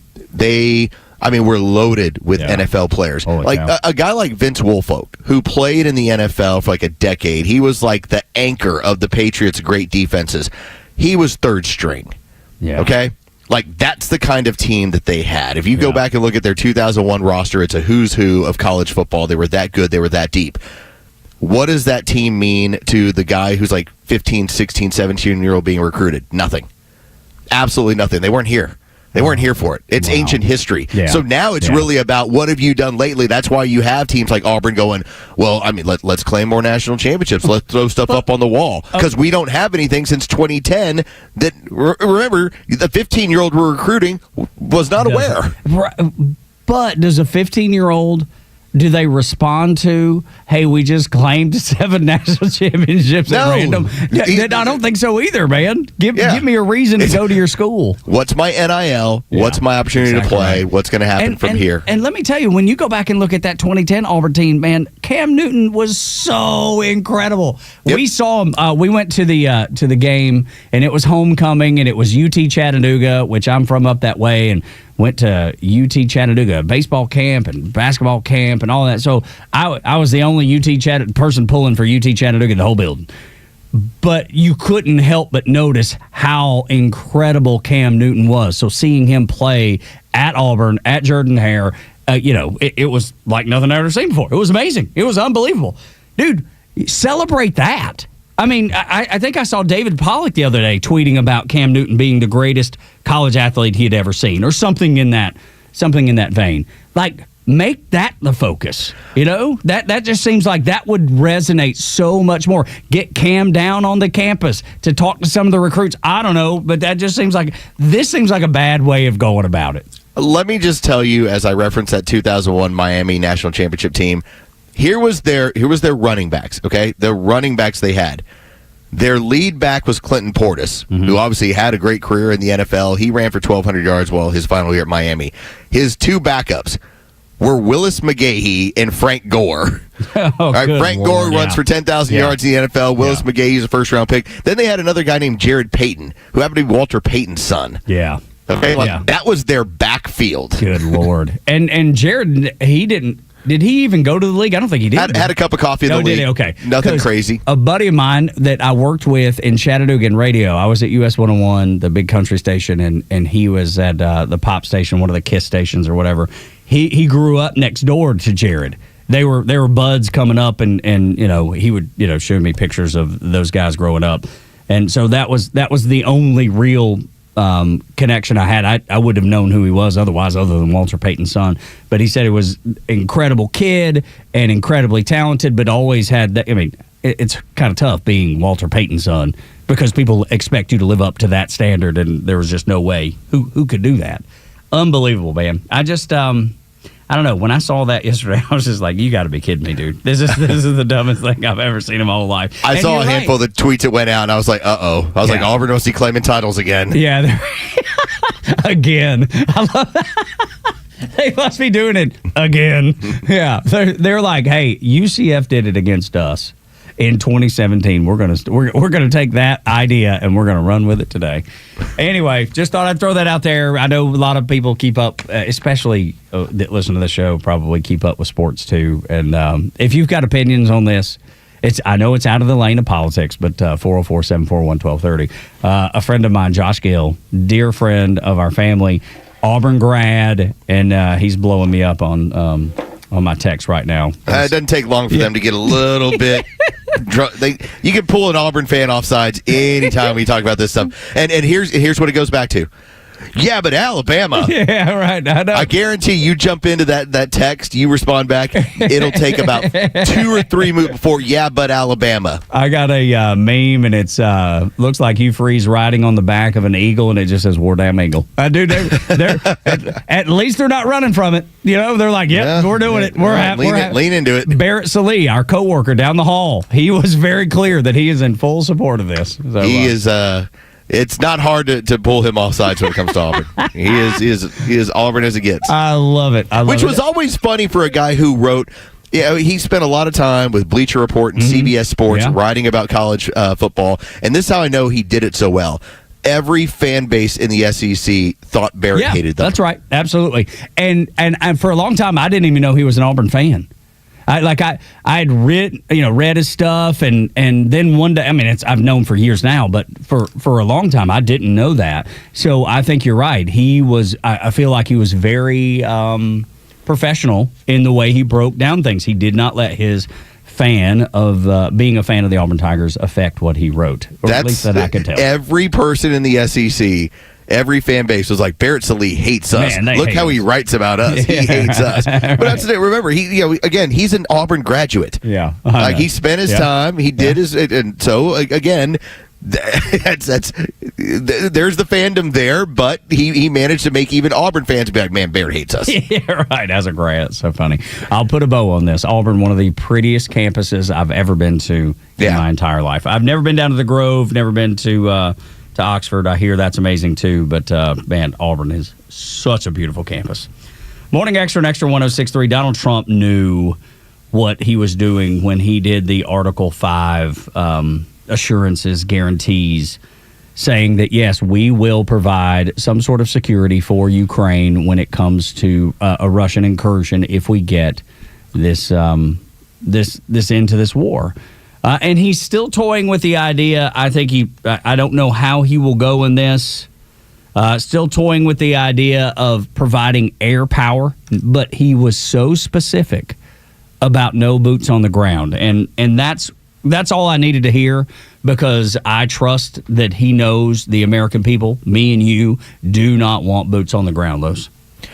One of the things that as I've read now through, I don't know, I've scanned through 1,000 pages of the Project 2025 from the Heritage Foundation. We'll hear some more about coming up here in about 10 minutes. Again, a document from nearly 3 years ago. This is what he's going to do. But one of the areas it does talk about is the need to be able to have an expansive, quick reactionary force. And that how quickly can you get air assets into Allied territory? If you have another incursion. And most of this is geared towards pointing at like Taiwan. Like, how quickly can you lend assistance to keep the Chinese from ever thinking about invading? Well, this is also part of the discussion. How quickly can you make sure that a peaceful transition into peacetime can occur in Ukraine? Mm-hmm. And maybe it might be air assets in Poland. Like, there's going to have to be something along those lines that it's not boots on the ground. Yeah, which is, I think, the most important thing for me anyway, having seen the way our men and women in uniform were absolutely abused in Afghanistan, and they were taken to Iraq under false pretenses and lies. And at the time, I didn't know it, and I feel almost ashamed because I was so in support, man. I believed, I bought in, and what they told me was full of crap. And yet, looking back, look at all the damage we did to our military. Look at the damage we did to our own country by acting on something that was not true. So when I think about boots on the ground, man, it has got to be in America's best interest. It has to help America first before it helps anybody else. If I'm putting our men and women in uniform, our kids and our grandkids on the ground to fight a war, it better be defending an American interest like no other. It cannot be in Ukraine. It cannot be places that do not help America at all. I'm not willing to sacrifice that, Los. Told you. We talked about it yesterday. Our generation is the generation that dealt with the global war on terrorism. And quite simply, most people of our generation are just tired of the idea of sending young men and women off to places. That's exactly right, dude. When they come back and the PTSD that is undiagnosed or unseen, those unseen wounds of war, those, or the ones like our friend Joey Jones has, where he lost his legs defending this nation because they sent him and he went and called and answered the call of duty and fought for freedom. He did what he was supposed to do. I'm not willing to it has to be an extreme circumstance for me to do that again, or for me to support anything that even looks like that. Let's talk about that Project 2025 thing. Let's see how much or how little of Project 2025 that the Democrats campaigned on is actually being implemented. Next on Extra 106.3. Did you miss Neil Bortz? I am shocked. Don't worry. He's live anytime on the Extra 106.3 app. Oh, that radio show. Did traffic cause you to miss some of the Kimmer Show? Get it on the app. It's all the kids talk about on Monday at school. With anytime show replays from the Kimmer, Bortz, the Morning Extra, Clay and Buck, and so much more. Plus local headlines and breaking news. Grab the Extra 106.3 app now and start streaming. Time now for the Retire Wise Report. James Parker here with financial advisor Sean Maloney, founder and CEO of Retire Wise. Many people assume their taxes will automatically go down once they retire and stop collecting paychecks. Sean, is this a dangerous assumption? It can be, because you know what? Lower taxes in retirement can be a myth. It's not always true, right? Remember, up to 85% of your Social Security benefits could be taxed, right? Your traditional IRA and 401k income is 100% taxable, so that needs to be accounted for. And that's why it's so important to find ways to reduce or eliminate your taxes wherever possible. Tell us about the offer you have for our listeners. Hey, look, now is the time to start looking ahead and identifying your tax liabilities in retirement. Well, we have a great resource for you guys. We have what's called the Retire Happy Framework Toolkit. You can get a copy today by calling or texting the word WISE to 770-802-2200. My team helped put together this just for you, and it's a complimentary guide. And the center of this is a copy of my latest book, The Priority of Retirement. It has chapters on everything from Social Security to investments to income planning. We include guides in there as well as on strategies for income planning, for taxes, and even dealing with recessions in retirement, among other things. So if you want to get this information in your hands today, call or text the word WISE to 770-802-2200. That's 770-802-2200. Take advantage of this offer. Get your Retire Happy Framework today. Just text WISE to 770-802-2200. And the team at Retire Wise will get you your Retire Happy Framework right away. So just call or text WISE to 770-802-2200. Investment advisory services made available through AE Wealth Management, LLC, a registered investment advisor. Firm does not provide tax services. Physical education teacher positions offered by Atlanta International School in Atlanta, Georgia. Teach groups of 14 to 22 students through a play-based approach that develops physical education, sports, and social and emotional skills. Please submit resume and transcripts to peopleandculture@aischool.org. Reference job ID 9013903. Again, please submit resume and transcripts to peopleandculture@aischool.org. Reference job ID 9013903. A golf instructor who knows technique can improve an aspiring pro swing. But one who really cares can help transform a career. There he is, your new champion. When you team up with someone who knows a lot and cares even more, you're unstoppable. At Truist, we believe the same is true for banking. Truist, leaders in banking, unwavering in care. Truist Bank, member FDIC, leading based on top 10 U.S. commercial bank. Hey, it's Los. We're here with Tom Mitchell, the honest car guy. Tom, I've learned a lot about this car buying process from you. Is that typical of most of the clients you've worked with? Yeah, I'm finding out it's even more typical. I mean, people are learning more and more, and maybe it's because I overload them with information because I want to be able to sleep at night. I want to make sure you know everything. Do I have to have a particular make and model in mind when I call you, or is it just open to anything I want? It's open. I can get any make, any year, any model. I might be looking to trade in my vehicle. Can you accommodate that as the honest car guy? For sure. I mean, we love it when people want to trade in cars because honestly, it's best for you to trade in a car.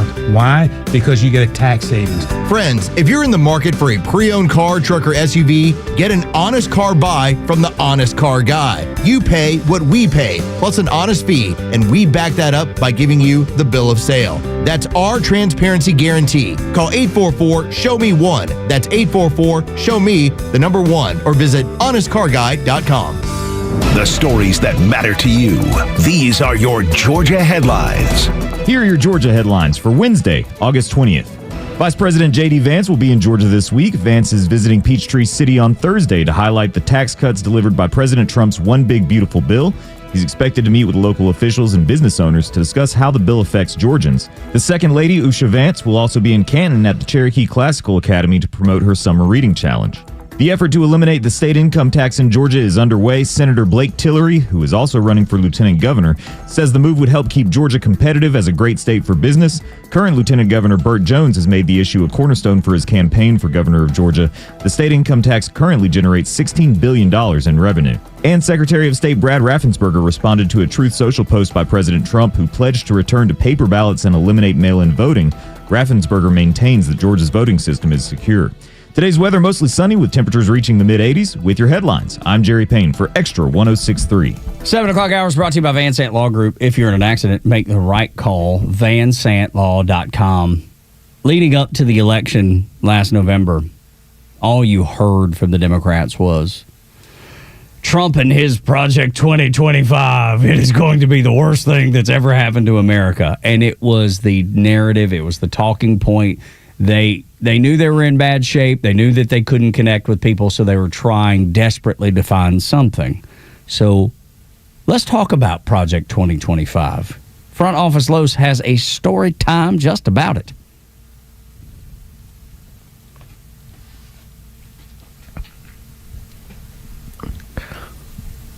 Oh, thank you to Tug, and thank you to Jeray, and thank you, America, and thank all of you out there who have been supporting the show and having the show grow and helping out the station. It's been awesome to get a chance to meet a whole bunch of y'all and the way y'all reach out. Do love it.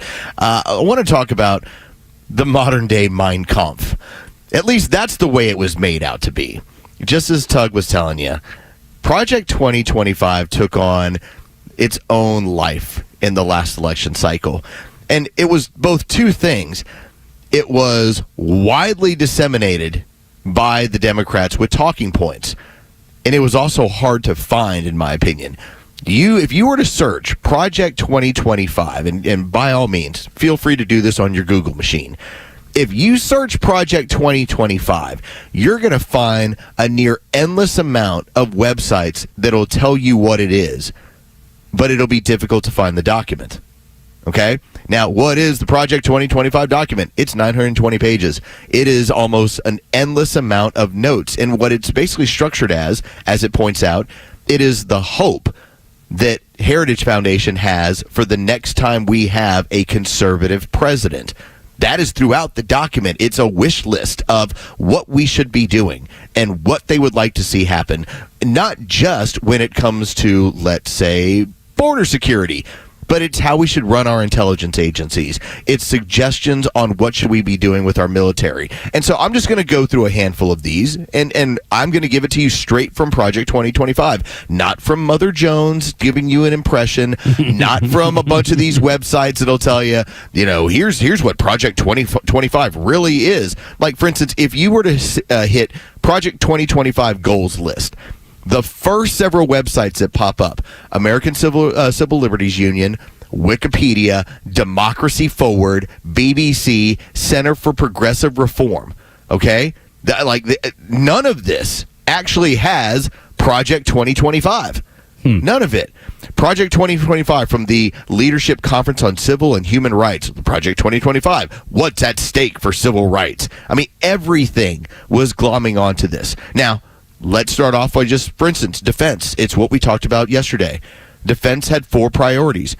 Reestablish a culture of command and accountability, non-politicalization, and warfighting focus.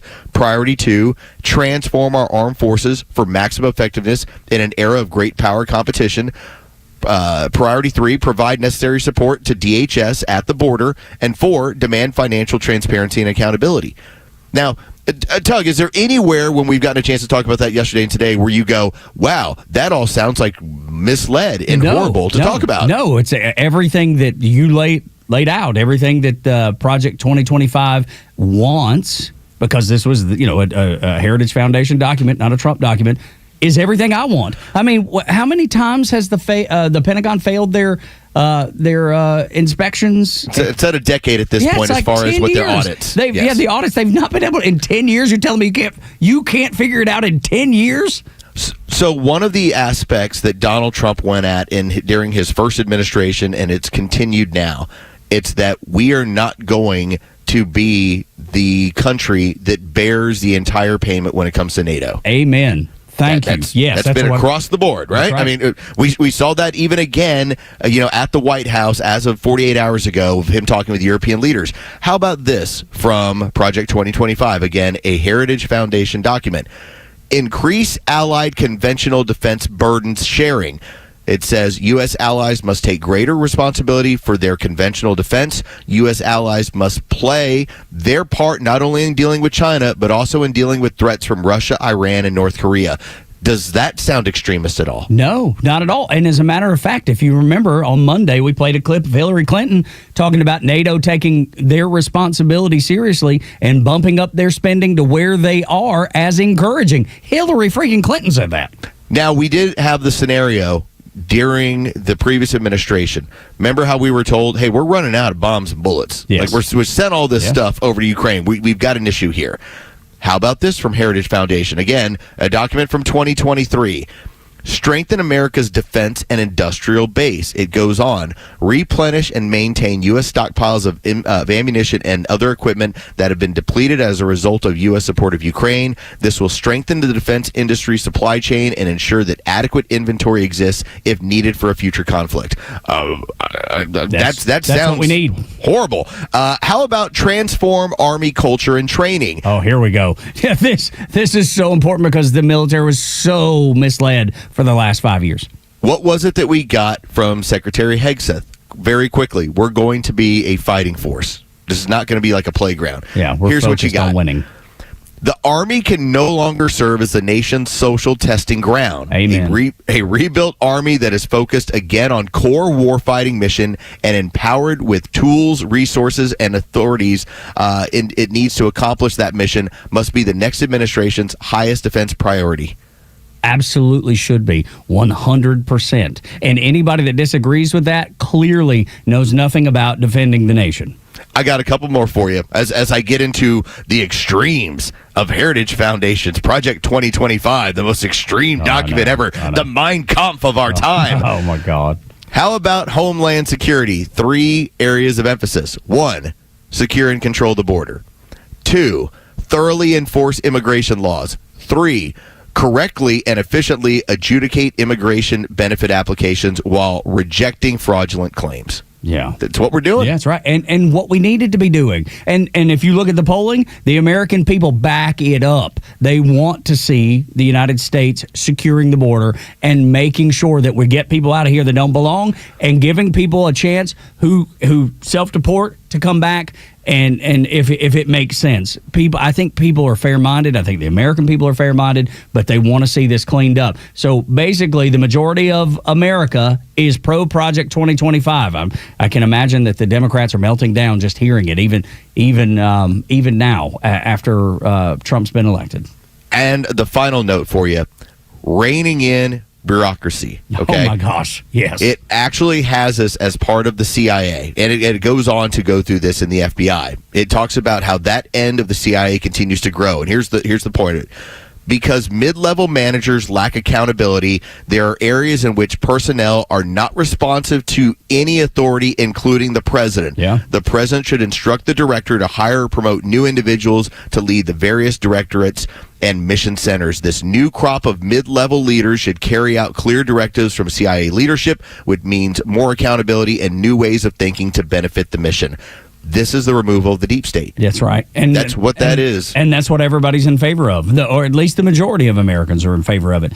Even when it comes down to prosecuting the people that are guilty and responsible for the Russia hoax, even 56% of Democrats say, yes, we should follow this and figure out where it goes and punish the people responsible. 56% of Democrats. So they're telling me, by that number, 56% of the Democrats actually support Project 2025. No wonder they lost in a landslide. Now, here's the other fun part.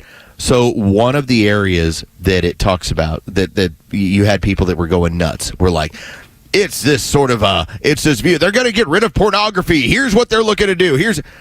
Do you know that in this it's again 920 pages of a PDF. It's really about 700, 800 page document. Do you realize pornography only appears once in this thing? And it's just talking about where we're at. It's in a section called A Promise to America.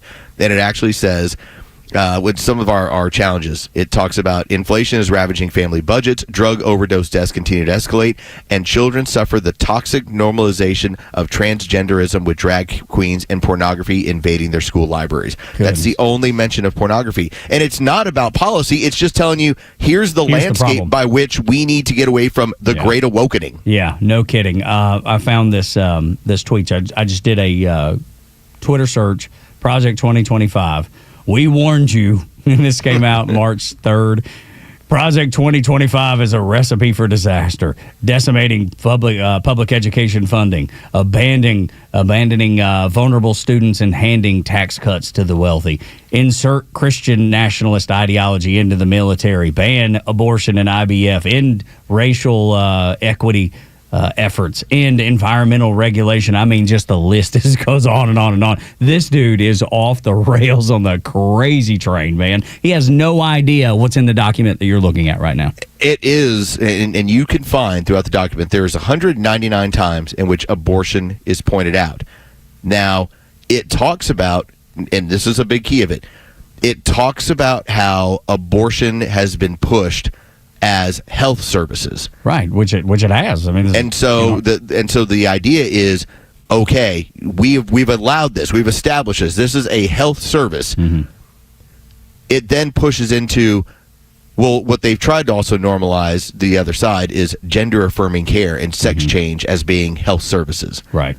And so while it basically seeds the ground of, listen, abortion is a legal procedure that goes on within this country, every state does have a different way of which they view it. Obviously, Georgia has their laws. Texas has Texas is a little more stringent than even we are. But at no point should we ever be talking about, in my opinion, sex change of children or gender affirming care. And so that's where there is a tie-in in this document where it does get into abortion. But at no point is it, because I've been all the way through it, at no point does it have anything other than references to transgenderism. Yeah, which I think most Americans have been very vocal about their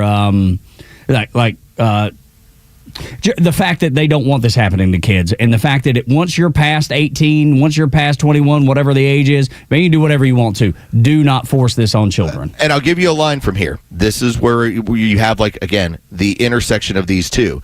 This is on page 104 when it talks about, the military family and the military policy. Some of the stuff I was reading says 7. Reverse policies that allow transgender individuals to serve in the military. Gender dysphoria is incompatible with the demands of military service. Absolutely right. And the use of public monies, here's the key, and the use of public monies for transgender surgeries or to facilitate abortions for service members should be ended. Yeah. That's the only time as I'm going through this where it's like, well, it's just saying you shouldn't use taxpayer dollars on this. And I think most people agree with that. I certainly agree with it. Another tweet. As of May, Project 2025 is 42% complete. This has been the plan the whole time. We've known this, and we tried to tell you.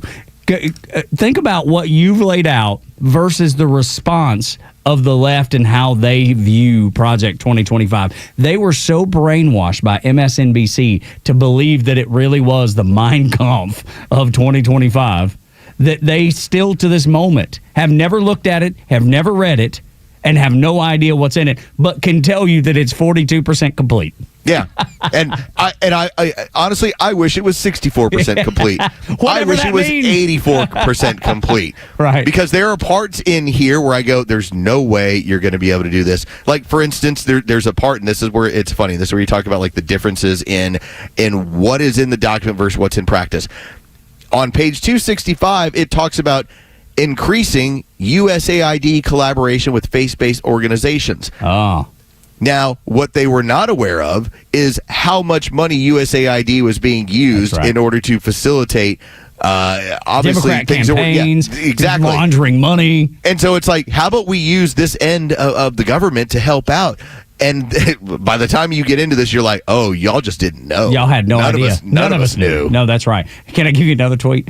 Project 2025 is a Christian nationalist manifesto on how to destroy democracy and replace it with Christo-fascist dictatorship. What? I've never even heard of that. What in the world is that? I've never heard of a Christo-fascist dictatorship in my life. I mean, this gets into like CDC data collection. Yeah. I mean, there's so many ends of this that one side has never, ever explored. Again, this is why if you go to that Google machine and you type in Project 2025, you will get endless amounts of what this has rather than actually getting a chance to read it. It's unbelievable. It's because it was never about what was in it. It was a talking point. It was a narrative. This is the only thing that we can hopefully glom onto to get someone to pay attention to us. And ultimately, they didn't, and that's why they lost the way that they did. Front Office Los, stellar work on Project 2025 in Storytime. When we come back, Trump on the continual double standard that he faces daily on Extra 106.3.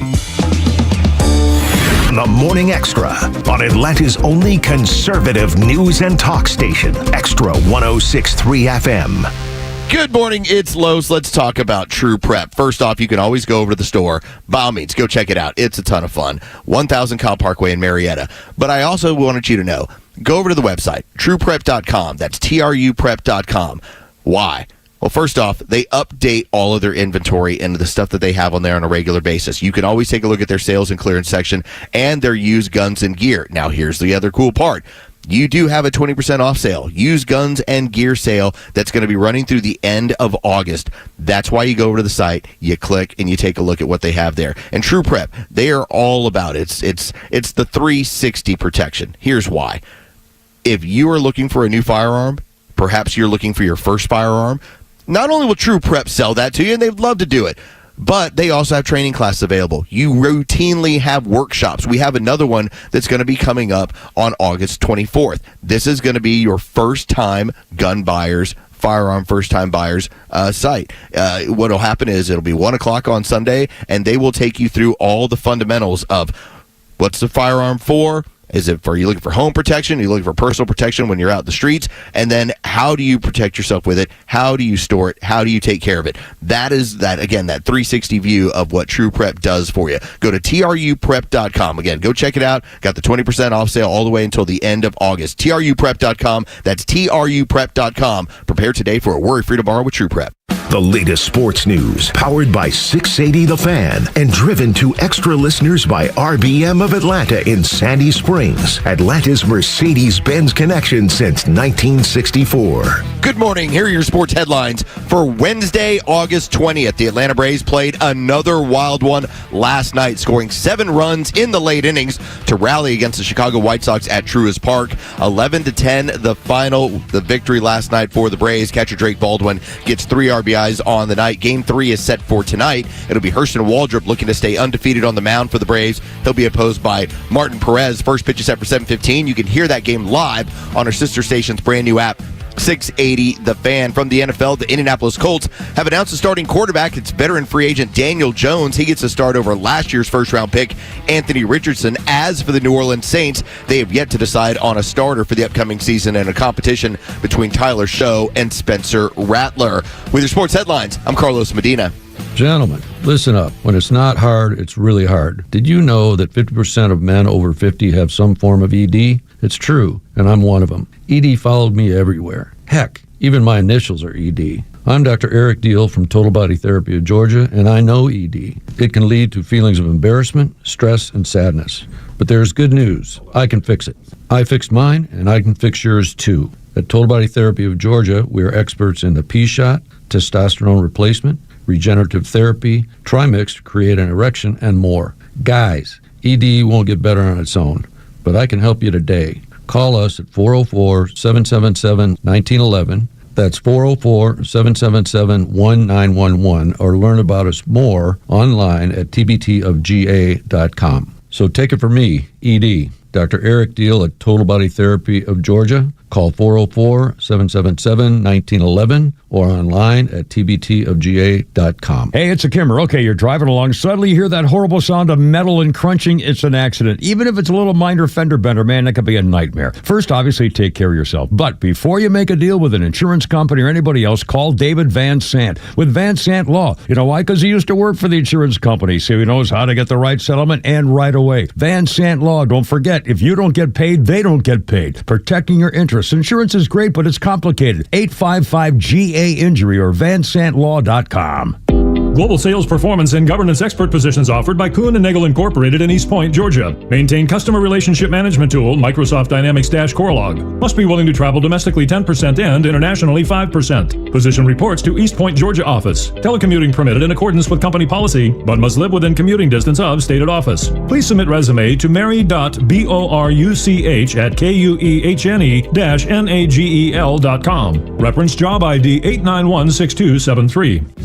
Compact outside, the all-electric EQB 250 Plus SUV is big on space, style, and smart ideas. With available seating for 7, a digital voice assistant, and MB navigation with electric intelligence, the EQB is born from a forward-thinking family and built for yours. Get an exceptional offer on the all-electric 2025 EQB 250 Plus SUV, just $299 per month for 36 months with $48.93 due at signing. Exclusively from RBM of Atlanta in Sandy Springs. Contact RBM of Atlanta for details and see how to qualify. Special lease rate available only to qualified customers exclusively from Mercedes-Benz Financial Service through RBM of Atlanta, Sandy Springs through July 31st, 2025. Excludes tax, tag, title, and Georgia Lemon Law fees. Contact RBM of Atlanta for details on this and other exciting offers. Visit us at rbmofatlanta.com or call us at 770-390-0700 for details.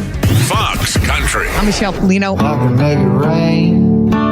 Riley Green is expanding his 2024 album Don't Mind If I Do with a deluxe edition dropping August 29th. The RIAA Gold Certified record will now feature 6 new tracks. Fans will finally get the full version of Make It Rain, a song Green has been teasing on his Damn Country Music Tour. The deluxe also packs in collaborations Cowboy as It Gets with Randy Houser and I Just Need You, a duet with rising artist Hannah McFarlane. Jimmy Allen was found liable for sexual assault, battery, and other claims Monday in Tennessee. The ruling stems from a 2023 lawsuit by a woman who said Allen assaulted her in a Las Vegas hotel room in 2022 and secretly filmed the encounter. A judge issued a default judgment after Allen and his company missed multiple deadlines and court orders. Allen has denied the allegations, blaming the missed deadlines on his lawyer's health issues. That's Fox Country on Fox News. Your favorite Extra shows are streaming live video from the studio on Extra 106.3's YouTube channel. Subscribe to the Extra YouTube channel and get the Morning Extra and the Kimmer Show in live digital video. You must realize that fair is not real. There's no such thing as fair. Do things work out where it appears that things are being laid out fairly? Yeah, of course. And do people try to treat other people fairly? Yes, that happens, but just the idea of everything being fair is not going to happen. It's never going to happen. It's never going to be fair. And that includes politics. And maybe even it should be specifically focused on politics. And that's where Donald Trump, I think he understands he's not going to be treated fairly, Los. No, and I think he's doing this in a very intelligent way. He's taking what other presidents have done and then compares it to him. And I think that's smart. It's a matter of going, so-and-so did this. Imagine if I did it. And that allows the audience member to go, oh, yeah, they'd probably give you a lot of crap for that one. Yeah. That's just how it goes. To say the least. So this was Donald Trump yesterday, as he ended up going onto Fox, and he makes a phone call in and starts talking about what's going on with the ongoing negotiations to end the Russian-Ukrainian war, and Donald Trump decides, yeah, I'm going to get a dig on another former executive. Crimea is the apple of Ukraine. I mean, it's so beautiful. And Obama gave it away. Nobody ever mentions that. If I ever did that, the fake news they would be writing about me day and night for years. He gave it away. He demanded that they let it go, and Russia came in and took it, just took it like from a candy from a baby. And it was really Obama's, not really, I mean, that was pure and simple, Obama's fault. What a terrible thing he did to that country. Without a doubt, because that would have never happened if Donald Trump was in office. And look, the invasion right now wouldn't have happened if Donald Trump was in office. But that's the thing. He knows he's never going to get a fair shake in the mainstream media. Thankfully, they're losing their grip on people's attention and their influence on people. We had the scenario where Barack Obama basically took out missile defense systems from the area, removed them, then told Medvedev, hey, once I get past the election, I'll have even more flexibility. And the Russians ended up taking Crimea. Yeah, we played that on the show, as a matter of fact. Yeah, and so that's the way it played out. And so as Donald Trump correctly points out, what if I had done that? Dude, what would y'all have done? Yes. Never be forgiven. And that's it when he does whatever. When this negotiation to end the war, let's say it doesn't come to fruition, he will be blamed for that. It will be laid at his feet, though he's tried and made more effort and more progress than anybody else. Joe Biden didn't even offer. He didn't even try. He only said, Russia bad, Ukraine good. Keep the killing up, y'all. Exactly, and by the way, keep making sure to buy U.S. armament. But that's the same thing is going to happen if look, I'm hopeful that it comes to an end. Nobody wants to see a war, at least most normal, fair-minded people don't want to see a war. But if it does not come to an end, he is going to be lambasted and roasted on the mainstream media outlets as a failure. This is his fault. Couldn't get it done. Said he could get it done. It is that same way that he's talking about they treated Obama versus the way they treat him.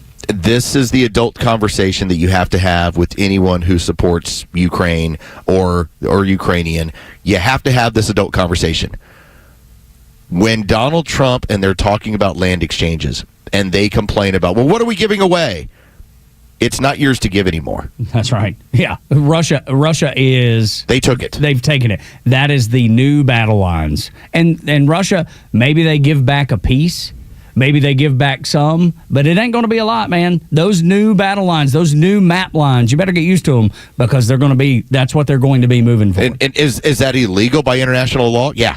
Okay. Yeah, so now what? Okay. Yeah, exactly. Who is going to enforce the international law, quote unquote? Nobody. The United States is the only one even trying. Right. So at this point, you have two choices. You can continue to die for something you're not going to get back, or you can have this thing end. And like I said, that land, it's not yours. Yeah, it's not yours anymore. So that's the adult conversation that has to happen, and that is the problem that Ukrainian people have with this. And I get it. Like I said, it's capitulation to a certain extent, but the alternative is the end of your country. That's exactly right. Because if Russia wanted to, they could continue this fight forever. And would they take over the entirety of Ukraine? I don't know, but they would take more. If it continues, they're going to take more. It may take 2 or 3 more years. Yeah, how many generations of men do you have to lose? That's exactly right, dude. They will, because there's a whole lot more Russians than there are Ukrainians. And the Russians have the backup of the North Koreans with soldiers. There's all kinds of things going on behind the scenes. The Chinese are helping the Russians because the Chinese don't want our attention on them, so they would rather this war drag on. There's all kinds of special interests behind the scenes that nobody's talking about. Russia has 100 million more in population than Ukraine. Lord. Yeah. So if you just kind of extrapolate that out to, all right, how much more manpower do they have for this? It's, as the old saying goes, it's been true for now 100 years. They'll run out of bullets before you run out of Russians. And we've seen it now for 3.5 years that is the truth. Does it make it right? No. Does it make it okay? No. None of those things. But you have to accept it for what it is. There's a reason that the average soldier for the Ukrainians are 45. There's a reason that they're concerned about losing an entire generation, to your point. All of that is has to be taken into consideration. If you don't, then all of those people will die, and Russia still wins and still takes more land. So it's up to you. Where do you want this to end? That's the adult conversation. Yes. That's what it really comes down to. It's like, well, I can't believe we're going to give up this land. It's not yours to give anymore. That's right. It's already been taken over. And a lot of it, people even bring up Crimea. As if that's not been done since, 2012? Yeah. They try to group that into the land swap. It's not going to work. Yeah, no, of course. That's been Russia's for, forever now. And if we're just going to go with Putin's a thug, and I'd be like this, yes. And so at that point, do you really think he's going to give you something back that he's already taken? Yeah, which thug gives you your stuff back after they steal it from you? I wasn't really sure. Like, I really haven't gotten the knock at the door, like, hey, that coworker of yours, Tug, I broke into his house a couple years ago, but I came to give his stuff back. Yeah, here's that speaker I took, man. I feel bad. I feel terrible about this. Here, have it back. No, never going to happen. It's never the way it works. That's the reason police have to look for things that have been stolen, because they don't get returned. Jeez, man, these people are insane. They seem insane. And frustrating when you have to listen to them talk. They try and put their own values and apply them to something that does not equate to their own values. But that's the thing. Like, I don't even know what their values are. They can't. I'm not sure they can explain what their values are, really. Everything has to be fair. Yeah, exactly. Well, we know that's not the case. We know that doesn't exist. We know that that's not real. Freaking crazies. A bunch of crazies. That's what we're dealing with. Crazies. That's why we have to maintain a slice of sanity and occasionally talk about college football to take our focus off of this craziness that we're having to watch on a daily basis. When we come back, what Trump has done in D.C. is nothing short of miraculous. Next on Extra.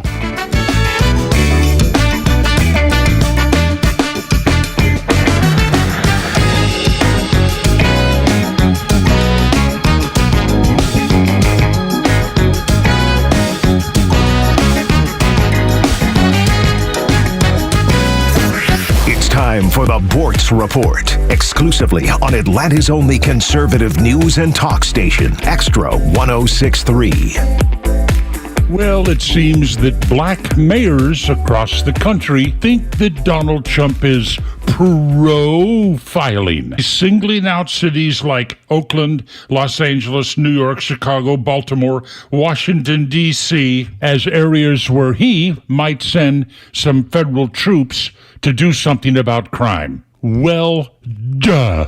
Here we go, Bortz Unleashed. Why in the hell do you think that Trump is singling out cities that just happen to be led by black mayors as possible places for federal crime control intervention. Well, it's for the same reason that those cities have black mayors. They are all majority black cities that reflexively vote for black politicians. Black cities that harbor the number one most dangerous major demographic group in America, young black males.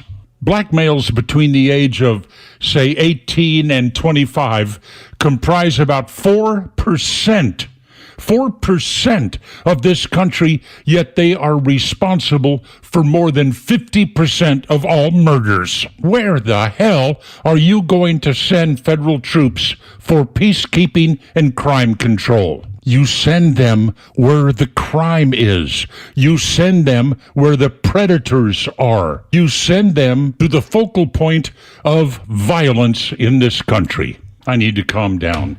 Just remember this. When you get to an inner black city, the residents don't put burglar bars on their windows and doors to protect them from the police or the politicians. Chew on that. Neil Bortz, Extra 106.3. It's August 20th, and this is your Fox Daily Snapshot. Today is National Radio Day. German physicist Heinrich Hertz first identified radio waves in 1886, but Italian inventor Guglielmo Marconi is credited as the inventor of radio. Commercial use began in the 1900s. About 20 years later, it was so popular, people were scrambling to buy radios to put in their homes. In 2020, California Senator Kamala Harris accepts the nomination for vice president, becoming the first U.S. woman of color on a major party ticket. There is no vaccine for racism. Also on this day in 1619, the first slaves from Africa arrive in the Virginia colony of Jamestown. Several Angolans kidnapped by the Portuguese get off the ship at Port Comfort. Today, it's known as Hampton Road. In 1911, the first around-the-world telegram is sent by the New York Times office via commercial service. Born on this day in 1992, pop singer Demi Lovato. I'm CJ Papa. That's your Fox Daily Snapshot. WFOM and W292EV Marietta, a Dickey broadcasting station. The 8 a.m. hour is brought to you by Central Heating and Air. How to give Ukraine a security guarantee. I'm Dave Anthony, Fox News. That is now being discussed by U.S. and European military leaders after Monday's meetings at the White House, where Fox's Alexandria Hoff reports. Last night, the chairman of Joint Chiefs huddled with his counterparts from Germany, the UK, France, Finland, and Italy. And today, an even bigger virtual meeting will be led by the U.S. The 32 countries that comprise NATO, that is, again, to discuss security guarantees. Those will help President Zelensky build support for any kind of land concessions needed to make a peace deal. Reuters reports that one option floated is sending European forces to Ukraine operating under their own flags, not NATO, and then putting the U.S. in charge of their command. But Russia's foreign minister is critical of European involvement, saying any talk of security must include Russia. There's also no commitment yet from Moscow for leader Vladimir Putin to meet one-on-one with Ukraine's President Volodymyr Zelensky, which President Trump has been trying to set up. In the war in Gaza, 3 Israeli soldiers have been wounded. The troops were attacked by more than 15 Hamas members who sprung out of tunnel shafts near an Israeli command post in Khan Yunis. The militants used guns and anti-tank weapons in an attempt to infiltrate the fortified position. It's being described as an organised and unprecedented attack. Fox's Jonathan Savage. 8 of the Hamas fighters were killed as Israel gets ready to ramp up the war in Gaza City, approving a plan to call up 60,000 reserve soldiers. Now something new in the crackdown on crime in Washington. A probe into whether crime stats were falsified to make the city look safer. The Justice Department's investigation into D.C. crime numbers follows President Trump's order for a federal takeover of the Metro Police Department, which has brought hundreds of National Guard members to the streets of the nation's capital. It's not clear what federal laws could have been violated by the possible manipulation of crime data. Fox's Tanya J. Powers. Beaches are closed for swimmers along the East Coast as Hurricane Erin moves north, even though it'll stay out to sea. The storm is causing dangerous rip currents and whipping up the surf. America's listening to Fox News. Progressive presents Employee of the Month. Small Business Edition. Today's recipient from Terry's Tiny Homes, Terry! Sure, as the only employee of her company, Terry was probably the front runner, but saving money getting personalized discounts with a commercial auto quote from Progressive, well, that gave Terry the edge. Over Terry. Terry! Keep awkwardly chanting your own name, Terry. You deserve it. Woo! Be your your own Terry. See if you could save in as little as 8 minutes at progressivecommercial.com. Progressive Casualty Insurance Company and affiliates. Discounts not available in all states or situations. U.S. Air Force Technical Sergeant Jesse Clark's military service came to an end after a chemical exposure caused a large tumor to form in his brain. As a result, he is paralyzed on the left side of his body, legally blind, prone to memory loss, and in a wheelchair. The Tunnel to Towers Foundation built this hero a new smart home to help him live a more independent life. Help heroes like Jesse Clark. Donate $11 a month to Tunnel to Towers at T2T.org.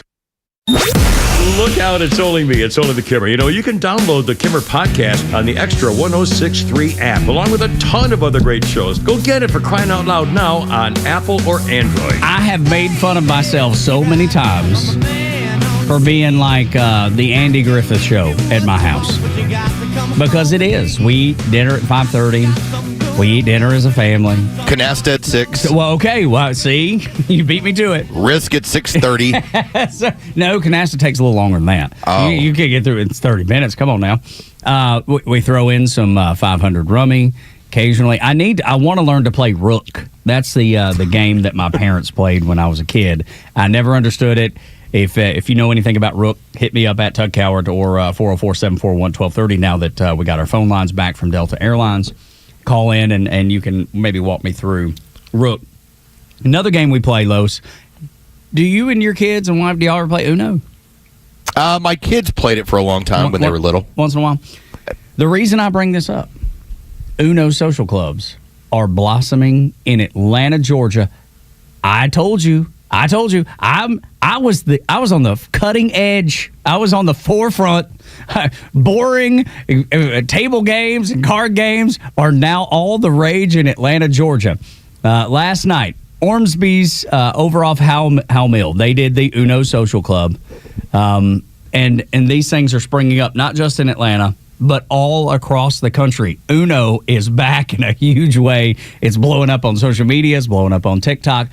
I know I'm boring, but look at how many people are boring right alongside of me.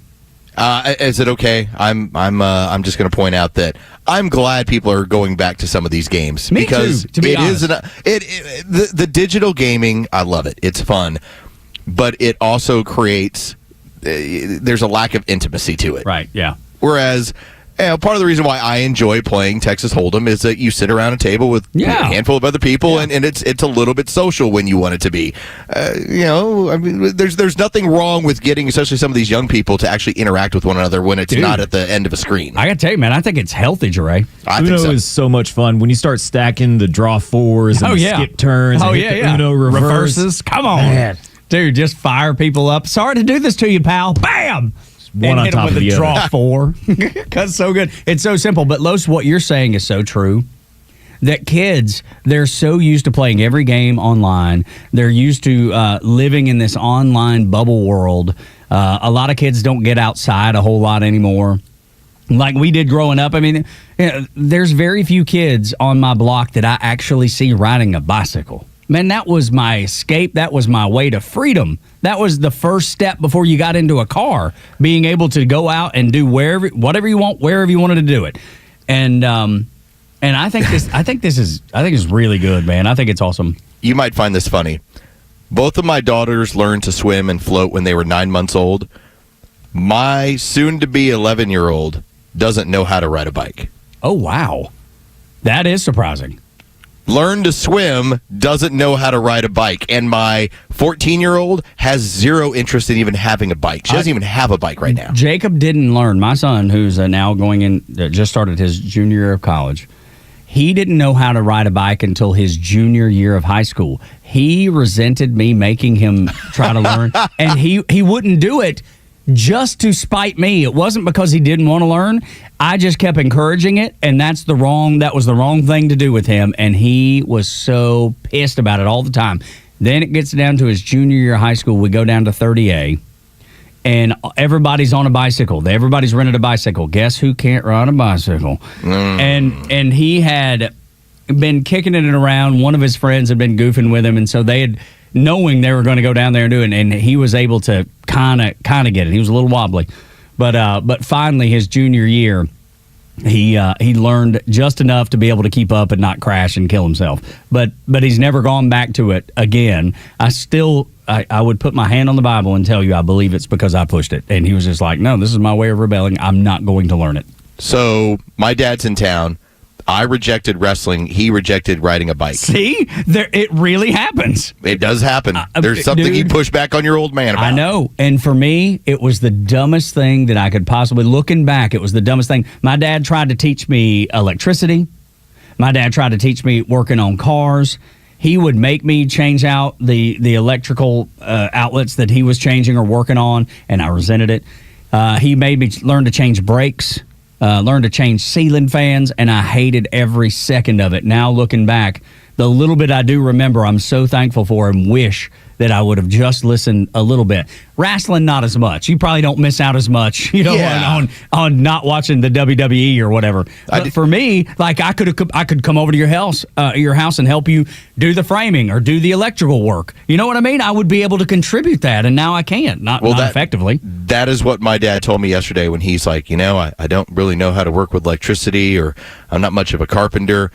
He's like, but I have a wallet. Yeah. I was like, I get it. I'm with you. That's it. That's right. He's like, I can't do it, but I'll pay for it. But I'll find somebody who can. Right. I'm like, I got you. I hear you. Randy is in North Georgia at 404-741-1230. We lost Randy, but he was saying Skip Bo is another really good game. I remember that kid. I remember that game growing up. Skip Bo was a good one for sure. In Washington, D.C., it cannot be overlooked the miraculous turnaround that Donald Trump has caused in that city. Some of the most violent crimes are down, 80 and 90%, Los? So when you say miraculous, I would say probably miraculous to the people there. It's a problem for the left. These are the numbers as of yesterday. Remember, this is a city where the crime was at its lowest in 30 years, right? I mean, that's what we were told. Yep. The crime stats were at its lowest in 30 years, yet we do have investigations into them fudging the crime stats. We do have the head of the police union there who was told, this is what we were told to do. It's illegal. You now have, here are the numbers. Carjacking, which was, by the way, one of the highest in the country, down 83%. Jeez, what a number. Robbery, on the street crime, what all these older people talk about losing their purse, down 46%. Car theft, down 21%. Violent crime, down 22%. This is what happens within 1 week when you choose to care about an American city. Unreal, dude. It is unbelievable. And maybe it shouldn't be, because, if you give people consequences for breaking the law, then they most likely won't do it at such a rate that they have before, because there's all of a sudden the possibility of getting in trouble, the possibility of going to jail, the possibility of not getting out the next day. It's so simple to understand why that the people there in D.C. and the more I look and the more I read, the more people are being vocal about them appreciating what Donald Trump has done and making their city safer. The federal government moved in as of Monday of last week. So we're talking now, 9 days? Yeah. It's taken 9 days in order to change that entire city. Just like it took, about 24 hours to change the border. That's right. These are not different. Remember, Trump's an idiot. Trump's a moron. Yeah. Trump's all these. So if it's this easy to do, why did your people never do it? Well, they must be less than idiots. They must be less than morons. I don't know what that word is, how to describe that. But if you're that dumb, then you got a major problem. And if you look at their polling, they got a major problem. You can't have it both ways. No, that's right. Is what it really comes down to. Either Trump is an idiot who can't get anything right, yet these things are being done in a way that clearly is hitting the objectives, or your guy chose not to do any of it. Yeah, that's the answer. And I think that may be why the Democrats look so bad right now among their own party, is because Donald Trump is proving to them that exactly right. Proof positive that they chose to leave you in a crime-ridden city. They chose to leave you in squalor. They chose to leave you in a bad situation. It was their decision. They're not compassionate. It was never about compassion, as we've discussed this week a couple times. It was all about the best interest for the Democrat Party. Always. And it always will be. And it's funny because Vox, I was reading an article in Vox, and it got my attention because I was like, okay, what is Vox saying? Because it just came up in, I think on Apple News or whatever that, on my phone. I was just reading through some of that stuff. And Vox Media, and most people know they're a pretty hard left outlet. They believe that Donald Trump fixing crime in D.C. is authoritarian. But here's the thing. They can't figure out in this article, they could not figure out, Los, why he's trusted more on crime than the Democrats. Oh, so strange. I was like, what do you mean? Just like you went through a minute ago, open borders, it was a choice. No cash bail, a choice. The weaponization of the federal government, specifically the DOJ. But look at all the blue cities. People are getting out the day after they break the law, and sometimes even murder, like the most heinous of crimes. They get out the next day. They hate the fact that people lock up their shampoo. You brought this up, or I think on Monday. You don't have to go in your neighborhood. You don't have to go to Walgreens to buy shampoo. Or I don't have to ask them, can I get access to the deodorant? Right. But then the Democrats get so mad that they do, but yet are not willing to change it because it's in their best interest not to change it. And we're learning that. We're seeing that. But it's not hard to understand, but yet they present it as if it is. Tug, what jumps out to me, and this is where we talk about there's a bowl full of red pills. You can choose to take one. Like, I can't make you. You're going to have to do it on your own. You'll have to figure it out. They have built, and I saw this play out last night when I was talking with my family, they have built Donald Trump into such a demon that every single issue in society they put as Trump's fault, and then they can't understand and they can't reconcile when he does things and people go, wow, let's celebrate Donald Trump for doing that. Yeah. Yeah. They really can't. They truly, I talked about the fraternities celebrating while dressing up like Donald Trump and dancing. And I was talking about with American flags people. Or whatever. And it was like, well, why are they doing that? Well, why would they ever do that? It cannot be consumed, and it's almost like, and here's that moment where I'm like, I got the red pill, it's right here, you might want to take it. It's almost like communists enjoy societal issues. Well, yeah, because then they can come through and say, look, I'm going to fix it. It's I'm going to make almost it so like better. they love it. Yes, they do. They do. Yes, they do. But the connection is not there. The brain cannot allow these people to think in this way, to make that connection to, the reason why your community sucks? It's because your leadership wants it to suck. Do you know why your community is dangerous? Because your leadership wants it to be dangerous. Do you know why you're surrounded by criminals on the street 24 hours after they're taken in by the police? Because your leadership wants it that way. Now, I don't know if the people at Vox Media are just they're brain dead like you're describing, and they don't realize that it's not brain dead. It is, they create this alternate world around them, and they firmly believe that is what it is. That somehow, Tug, if every single day your truck got broken into, wouldn't you think to yourself, maybe I live in a bad area? Yeah, maybe I should probably move. Okay, these people have built in a scenario of, well, I just have too much. Yeah, which is like it's their fault. Yeah, they self-blame or something. It's an alternate reality. Listen to this, Vox. This is one of the things that they said in this article that kind of backs up what you're saying. It's at least in the same vein. Vox says it's because the reason Democrats are not trusted on crime and Trump is. Vox says it's because the Democrats took on the noble cause of dismantling mass incarceration, getting rid of mass incarceration. And by that, they embraced the defund movement. Now, you're telling me that one led to the other? No. Those two things are completely separate. Mass incarceration, if you're in a city where people are breaking the law like D.C. every stinking day, lock every one of them up. That's a good thing. And then the defund the police movement had nothing to do with mass incarceration. It was all about the Marxist movement in BLM. Those are two separate things altogether, but they try to run them together. And it's funny, Vox even admits that the Democrats are still trying to run from defund. It has damaged their brand so badly. It always goes back to the same sort of mentality. Notice in there, noble. That's right. They said noble. That's the reason I included it. So it was noble to destroy your own community and then call for help. That's right. Your noble view of this is what we're going to do because it's the noble thing to do, what they do. This is typical of what happens with the people on the left. They will choose to vilify any of the real world stuff that you have to do. For instance, let's enhance law enforcement. Well, that's bad. That's horrible. I wouldn't want to do that. That's just terrible. But they consider their view as their city falls apart around them, as more people are getting killed, as more people are having their stuff stolen, as more people are getting hurt, that's noble. Because not about the results. It's about my intentions. My intentions are so noble. That's what I should be judged on, not the actual results here. Yeah, and it's funny to hear, to back that up, Mayor Bowser, she's talking about how horrible that Donald Trump is because he's brought the National Guard into Washington, D.C. And when you read off the stats that you did, that what was it, carjacking down 83%? 83%. That woman is basically telling you that what Donald Trump is doing is wrong. She wanted it left alone. There was a reason it was like that.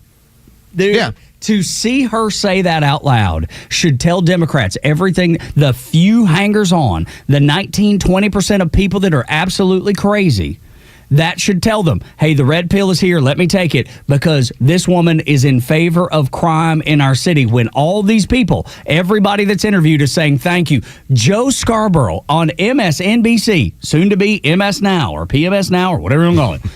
Joe Scarborough even said, yeah, it's the right thing to do. But the mayor of D.C. is still to this day saying that it's a bad decision that Donald Trump's doing what he's doing, even though it's having a complete positive effect. Let me give them a tip for all Democrats out there. When these scenarios play out in this way, go along with it. All right? All you have to do is not say anything, That's right. you get to bask in a little bit of the wind as well. Bowser actually coming out and trying to say that somehow this is a bad thing for her community. You look like you have no idea what you're talking about outside of violent crime is violent crime, and we do things our way. And I do maybe it that's on not purpose. right. But, and I'm doing it on purpose. There has to be a reason why. Why else would you say that? Unless there's some benefit that you get from Donald Trump not bringing in the National Guard, not the crime numbers not going down. What is the benefit for the mayor? What is the benefit for the Democrat Party? There has to be a benefit, or they would not still be saying this. It's just that mayhem enhances their power. That's always how it's been when it comes to communists and when it comes to these people that are very state-oriented. They're statists. If you have violent crime in your area, you will continuously have people that are victimized and they're looking to the government to be like, can you please fix this? Yep. And they will tell you, well, we can only do so much here. Donald Trump has shown the entire country you can fix things in a week if you want to. The pressure is on the Democrat Party. The pressure is on other blue cities, blue states. The pressure's on them now because it's been proven twice in a row. You can close the border if you choose to. You can stop violent crime in major blue cities if you choose to. What is your reason for not doing it? They have to answer that. The Democrat politicians have to answer that to their constituents. The constituents, they can choose to look away. They don't have to take the red pill, as you said, Los. They don't have to. But if they open up their eyes, now they understand it is a choice to have you live that way. When we continue on Extra 106.3, ICE will be involved in securing our elections, too. The 8 o'clock hour brought to you by Central Heating and Air Conditioning, your Atlanta carrier experts, 770-GET-HEAT, centralheat.com. Stream Atlanta's only conservative voice anywhere you go with the Extra 106.3 app. Now equipped with Apple CarPlay. That means you'll always have Extra's crystal clear HD stream right on your dashboard no matter where you are. Download the all-new Extra 106.3 app now and start streaming. Hey, good morning. It's Los. Let's talk about Tom, honestcarguy.com. Honestcarguy.com. You've heard some of the ads. You've listened to Tom. It's a really easy procedure. In fact, I'll be going through this very soon. My 14-year-old's going to be 15, and pretty soon we're going to need to put her in a vehicle, and I'll be using Tom, the Honest Car Guy. How does it work? You just give Tom the make and model. That's it. Make and model of what vehicle you would like for him to go and locate for you. And then he goes to work. Now, He'll keep you in the loop if you want. If you want to sit on the computer and go through the entire process with him, he can do that. But I'm guessing you're one of those people that's busy. You don't want to be sitting in a dealership for 5 or 6 hours or burning a weekend doing all that work. So let Tom do what he does. He's going to find that vehicle for you. He's going to give you some options. And what you're going to see is you're going to save thousands of dollars in the transaction because you're not going to be dealing with all the crazy fees that dealerships put into their vehicles. Instead, you'll know exactly what the car is going to cost. And when you know that, he knows that, that's all agreed upon. And then you just owe him the Honest Car Guy fee, the honesty fee. That's it. That's the process. That's how it works. It's that simple. Go to honestcarguy.com. That's honestcarguy.com or call 844-SHOW-ME-1. That's 844-SHOW-ME, the number 1. A study by Allianz Life reveals that 63% of Americans harbor the fear of running out of money in retirement. With that, let's turn to Coach Pete. Coach, what about the word safe? Safe. Big word. Big word. Misconstrued sometimes. When you hear safe, it seems boring to some people. Safe, you think of a CD at the bank paying 1%. But there are some safe strategies that will grow your money, help you participate in the upside of the market, but not the downside, and give you lifetime income you can never outlive. That is the true safe. And that puts safety, gives you peace of mind if you have the right safety, doesn't it? It sure does. And get a look at what the right safety plan for your retirement could be. Call Coach Pete's local trusted advisor, Craig Chandler of Chandler Wealth Management. 800-419-6164. 800-419-6164. 800-419-6164. Craig Chandler, 800-419-6164.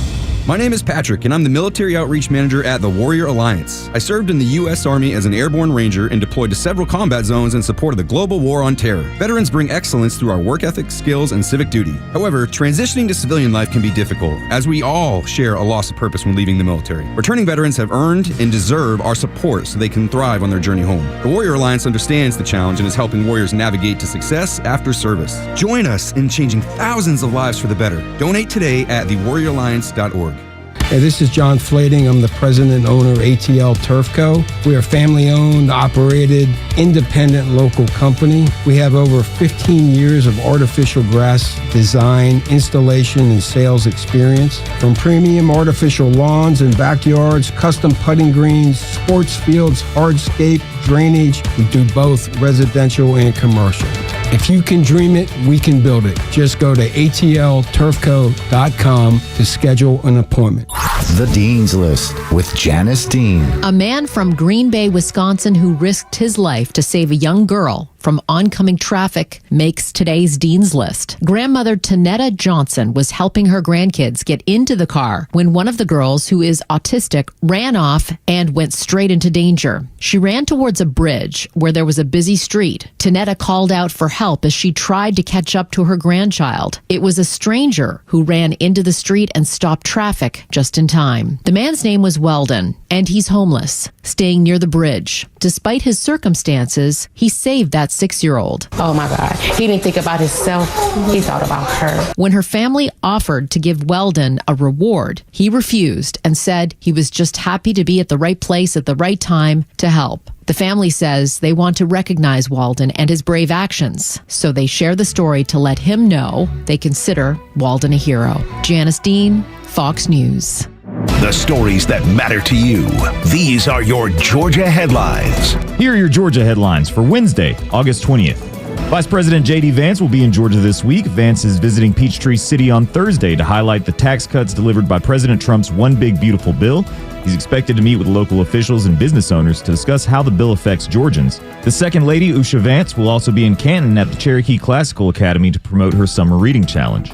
The effort to eliminate the state income tax in Georgia is underway. Senator Blake Tillery, who is also running for lieutenant governor, says the move would help keep Georgia competitive as a great state for business. Current Lieutenant Governor Burt Jones has made the issue a cornerstone for his campaign for governor of Georgia. The state income tax currently generates $16 billion in revenue. And Secretary of State Brad Raffensperger responded to a Truth Social post by President Trump, who pledged to return to paper ballots and eliminate mail-in voting. Raffensperger maintains that Georgia's voting system is secure. Today's weather mostly sunny with temperatures reaching the mid-80s. With your headlines, I'm Jerry Payne for Extra 106.3. 8 o'clock hour brought to you by Central Heating and Air Conditioning, your Atlanta carrier experts, 770-GET-HEAT, CentralHeat.com. In those headlines, Los, we heard Brad Raffensperger talking about how Georgia's elections they're safe and secure. If you were to ask 10 people at the Battery if they felt like Georgia's elections were safe and secure, what do you think the number would be of people that agreed with Brad Raffensperger? Maybe half. Yeah, Maybe. That'd be on a good day. And I think they'd be very confused too. Like, why are you asking me about this? Yeah, at least half would be like, I don't know. Yeah. Okay. Maybe we should do, if people calling into this show, I bet 9 out of 10 would be like, I don't know. And they have good reason. Dude, I'm a Georgia voter. You're a Georgia voter. When I go vote, I don't feel good about it. I don't feel good about it. I still remember who was, we had somebody in studio that we were talking about this with, and I made the point. I said, when I voted in the last election, as I'm getting my form and now I'm scanning it into the machine, and they go, you voted, and I said, well, I hope so. It was Kelvin. Oh, yeah. Kelvin King. There you go. Yeah. Did I? You see, that's the reason. I was like, I hope I did. Yeah, right? Because there's no way for you to know, man. I just do not trust the electronic voting systems.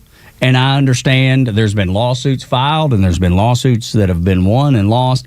I don't trust the voting systems we have. That's just my opinion. I can't change the way I feel about it, and I think a lot of people feel that way.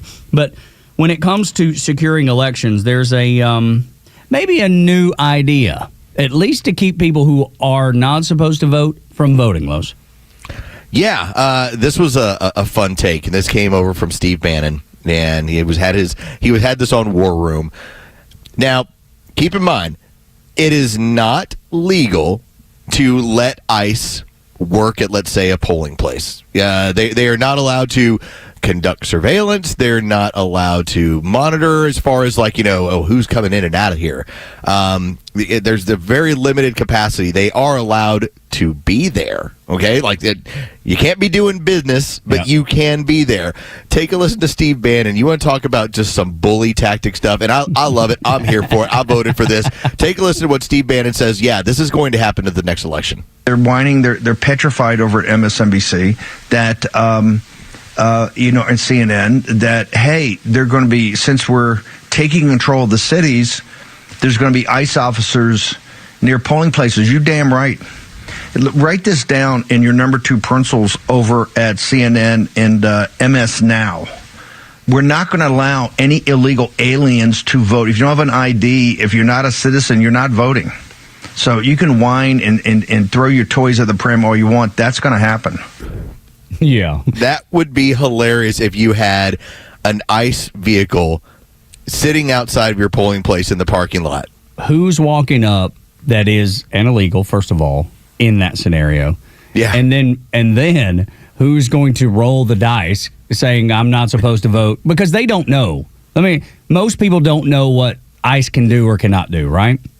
So when I think the polling, your officials are going to have a pretty good idea as to what you're allowed to do as police business. Well, yes, but I'm talking about the actual voters. Yeah. I mean, most voters have no idea what ICE is able to do legally or can't do legally. So when people walk up to that polling place, they have no clue. My point is that it is going to scare the daylights out of so many people. They're like, I'm not even going to roll it. I'm not even rolling the dice on this one. So the old argument would be this. Well, Los, that's voter intimidation. Sure. And here's the moment where I wink at you and go, not if you're not supposed to vote. Yeah, if you got your ID and it matches where you vote, as far as your polling place, and it matches the address on your voter ID card when you go and check in, you got nothing to worry about. Yeah. Just ease on in there, make your vote, and roll on out. But if you don't, it only applies to those that aren't supposed to. That's right? Yes, dude. I think it's funny. I don't know that I think it'll actually happen in very many places, though. Yeah, I don't know either, but it would be sweet. Yeah, Steve Bannon. Bannon's the one. He's got a line into the White House, and again, a huge bully tactic. Absolutely, but because the left would go nuts. But that's what's probably he's trying to get a rise out of people. And look, we're talking about it. Even if he knows it's not going to happen, he's like, I'm going to send some out. I'm going to say something that's going to troll them so badly that they will have an absolute meltdown again. And my show will be promoted in the process. I think it's funny. And I think Steve Bannon, though I think in this situation he's probably trolling a little bit. That dude's a smart guy. And that don't mean there won't be anything that is done at the polling places. Maybe we should get Kelvin on one day to ask him his opinion of this, because that's what he's running from, Secretary of State, right? Yeah. Get him in. What if we had ice out in the parking lot? You think that's concerning? That's right. And I bet he's going to probably say yes, and I understand why, but it would be funny. Everybody will run from this. That's why I like Steve Bannon basically saying, no, we're doing this. Yeah, that's right. Everybody runs from it, but him, because he is unafraid. That dude does not give a rip. If you don't have illegals voting in your elections, then what's the concern? Yeah, well, but that's the thing. They know they need those illegals. They need everything that's happening to happen, because we're going to get a new census, as we discussed a little bit, and that's going to change everything. And then if you put a clamp down on voting too, man, that's a double punch to the gut. But I heard from Brad, it's the safest and most secure. We don't have to worry about illegals voting. What's there to worry about? What's there to worry about? What's the big deal? I love it. But let's talk about the census, though, because we talked about it earlier, and I think it's worth talking about again, because the census is going to change up everything. And when you hear Gavin Newsom talking all that nonsense, well, we're going to redistrict, we're going to get 5 new seats for California. When you hear him brag about that, all of that's going to be null and void. Everything he does is not going to matter. So I guess he feels pretty good knowing that he can get up on the bully pulpit and say these things and it not damage him, because it's going to look like he's bold and he's brave, but it's not going to matter because it's not going to count. He is still counting illegals. The census will not. Like you said earlier, estimated 7 to 8 seats is what they could lose if at a minimum, if just citizens are accounted. I think this is something that is going to be, if Trump pulls it off, which I think it's coming, and I think Trump is fully preparing to do it, this will change the direction of the Democrat Party for generations, because it changes everything for them. They are not going to be able to overcome this loss of representation in places like California. This could be an opportunity to go back and undo, as much as I love Ronald Reagan, what he did by legalizing that ever how many people it was, 10 or 15 million, or was it 12 million, whatever the number was that he gave amnesty to in the 80s. This would reverse that one bad decision. The Biden administration was so authoritarian that what did you get in response? You've gotten, in my opinion, the single biggest clapback to reestablishing the republic that we've seen probably in the last 100 years. Yeah. You actually have a president who his entire message is a populist one, and it's going to be, we're going to do the best for our American citizens. This is how we're going to do this. Now, when I talk about, like, here's the clapback and what's going on, the establishment on both ends has been doing what's best for them for a long time. Right. And so now you're in this scenario where if you are going to push this as hard as I believe they will, which will be a new census, and it's going to be the loss of all these seats, in a 60-40 country, or even a 70-30 country, with largely conservative people versus people that view themselves as liberal, it's right around 60-40. How are we at 50-50? It's because the numbers get played with. And so Donald Trump is basically saying, we're going to reestablish the representative republic. You will have the amount of representatives that you are supposed to have. And if the Democrats don't like it, they need to do a better job of starting to represent their people rather than representing tiny minority factions. And he knows they won't, and he knows they can't. Think about how many ways he's stopped the Democrats from cheating to this point. USAID gone. They use that to fund campaigns and to launder money. The border is closed, so they can't import voters that will take the place of all the people that are leaving the Democrat Party. The sanctuary cities, he's going after them next. They are going to be the next battleground. That will happen. You got Michelle Wu up in Boston saying, we're not going to work with ICE. It ain't going to matter. ICE is going to be in your city. Trump has already proved that in California. We will stop these things from happening. So he's stopped the way that they've cheated for years and years. And then when you throw in the mail-in ballots, dude, this is the dagger in the Democrat Party that we have waited for our entire lives. It's happening in front of our eyes. This is over for the DNC. And the beautiful part is, Los, as for the census, 57% of voters Doesn't matter their political persuasion. 57% of voters agree with the decision. That's another win for Donald Trump. It's another populist message. It is. That's what it comes down to. Make it fair for me. Make it at least look fair. And we talk about it all the time. There's no such thing as fair, but make it as fair as it can possibly be. One of the areas that the Democrats have had a big backfire on, they spent the better part of the Obama years moving forward creating a victimization status across the board. Y'all are all victims, and we're here to fix it. Victim. And if you don't have one, find one. And so because of the failure of the Obama administration to move the economy in any sort of pace that you would say, wow, that's real American growth, and what we saw during the Biden economy, you now have a scenario where Democrat voters are listening to Trump and going, oh, you're going to even up the playing field for me the way that the Democrats never would? Okay. And the way that they promised they would. And the way they promised. And over. You're going to deal with my enemies. You're going to make this equal for me. Trump's like, listen, that person that has your job that's doing it for 50% less than they should because they're not here legally, I'm going to get rid of them. Dude, think about this. Think about this, Los. If you wanted to, you and whomever in the office, you and one of our sales guys talking about a book, and you're like, yeah, man, I got that book at home. I'll bring it to you. And the next day, they're like, hey, man, did you bring the book? No, I didn't. Day goes by, another day goes by. Did you bring the book? No, didn't. Week goes by. Did you bring the book? No. So you've never brought in what you said you would. And then they talk to another person in the office, and they say, yeah, I got that book, and they bring it the next day. It's clear who is actually working for you, who is going to bring you the book to read. Is it the guy that says he's going to do it all the time and never does? Or is it the guy that brings it the next day? It's the exact same thing that happens in the Democrat Party right now. They've been telling you for years and years and years, here's what we're going to do for you, and they never delivered anything. Donald Trump says, I'm going to close the border. He does it. He said, I'm going to put National Guard troops in D.C. to fix some of the crime issues. So that you can take a walk in your neighborhood. So you can take a walk in your neighborhood. But the point is that he did what he said he was going to do. You don't even have to agree with all of it. But you know when he said, I'm going to do it, he actually meant it.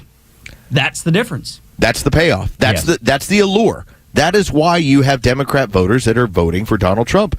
It's the delivery. That's exactly right, man. The delivery. What a great way of putting it. Absolutely. He's actually delivering. And I really do believe there are probably people that don't agree with everything that Donald Trump does, but they know he has the best interest of the country at heart, and he's delivering. And that's something that they've never seen with government. That's something that we've never seen with government. How many times have people run on whatever the platform? I'm going to do this, that, or the other thing.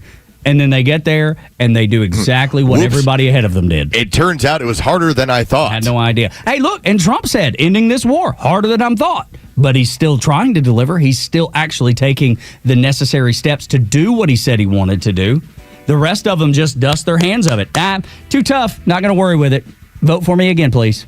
That's the way it always goes. He's actually delivering, and people recognize it, and people are happy about it. Georgia just took another punch to the gut on this terrible Rivian deal.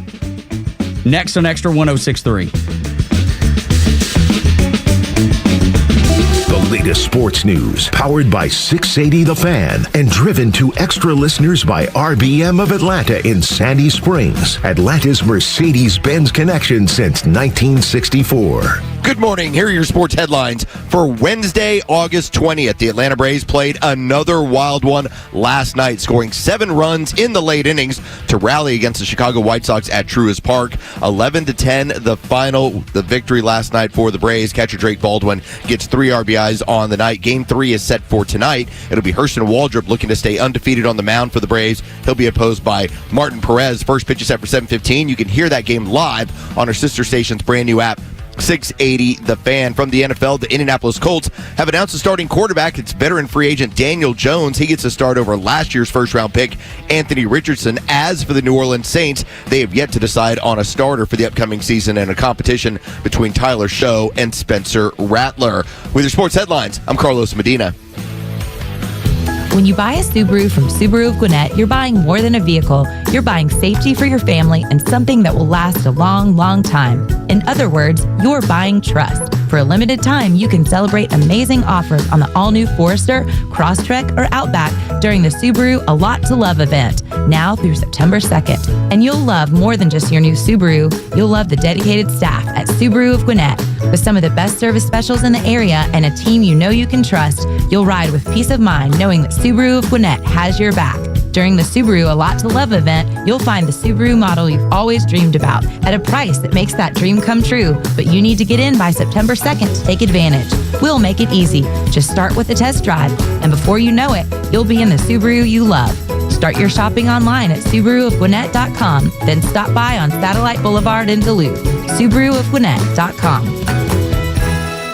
Millions of guys suffer from erectile dysfunction. That's 1 in 3 men. And I can tell you, I'm one of them. If you or someone you know suffers from ED, Peyronie's disease, or PE, here's 38-year emergency room doctor and founder of Total Body Therapy of Georgia, Dr. Eric Deal. Patients who enter my office are often frustrated, hopeless, depressed, and embarrassed. I understand the problem, and I'm going to help you fix it. We provide testosterone replacement therapy, the P-shot, and treatment for ED, PE, and Peyronie's disease. There's not just one therapy that can solve these complex issues. When you visit our clinic, you're going to see me. I'll do a complete history and physical prior to any treatment that we use. Take it from me, Dr. Deal. When it's not hard, it's really hard. Call Dr. Deal for your free one-on-one evaluation and resolve your ED, Peyronie's, or PE issues. 404-777-1911. Total Body Therapy of Georgia. 404-777-1911. Online at tbtofga.com. The future of business in Georgia is bright, and Georgia Power is a driving force behind the businesses and organizations that are vital to the growth of the state. Just ask Brandon Hutchison, Executive Vice President and General Manager of Atlanta Motor Speedway. Make no mistake about it, we're big customers of Georgia Power. It really is a true partnership. We've ran NASCAR's highest level of racing. In the early days of Atlanta Motor Speedway, Atlanta International Raceway, as it were, they raced twice a year, and that was about it. And then we started figuring out that this is an 850-acre campus that can do so much more. And it's not just the larger events that impact the region, it's the local events that really impact our community. It's a big responsibility for us to be such a big player in our community, and there's no doubt that Georgia Power has fan experience front of mind all the time. To learn more about how Georgia Power is helping businesses big and small, visit GeorgiaPower.com and tune in all year to discover how they're powering the future of Georgia. Hi, I'm Chris Lalamia, owner of the Trusted Toolbox. Got a to-do list a mile long? No problem. We've got the ultimate solution, our Handyman for a Day program. Here's how it works. You get a skilled handyman dedicated to knocking out your honey-do list. Paint touch-ups, drywall repairs, door adjustments, and much more, all done in one day. Call us now before the rush for your Handyman for a Day, and call us at 770-623-3097 or visit us at thetrustedtoolbox.com. One call, one handyman, one day, the Trusted Toolbox. Hey, Braves fans. Some things just get better with time, like your love for the Braves and banking with Truist One Checking. It's checking for life, offering everyday essentials like no overdraft fees and a tap-to-pay debit card. And great extras you'll appreciate season after season, like automatic upgrades as your balances grow. Be ready every inning with Truist One Checking. It's life-ready checking that grows with you. Get Truist One Checking today. Truist Bank. Member FDIC. And here's what Democrats are afraid of. Washington, D.C., under the control of Donald Trump, may suddenly become safe. Catch Neil's commentary every day on Extra 106.3 and the Extra app.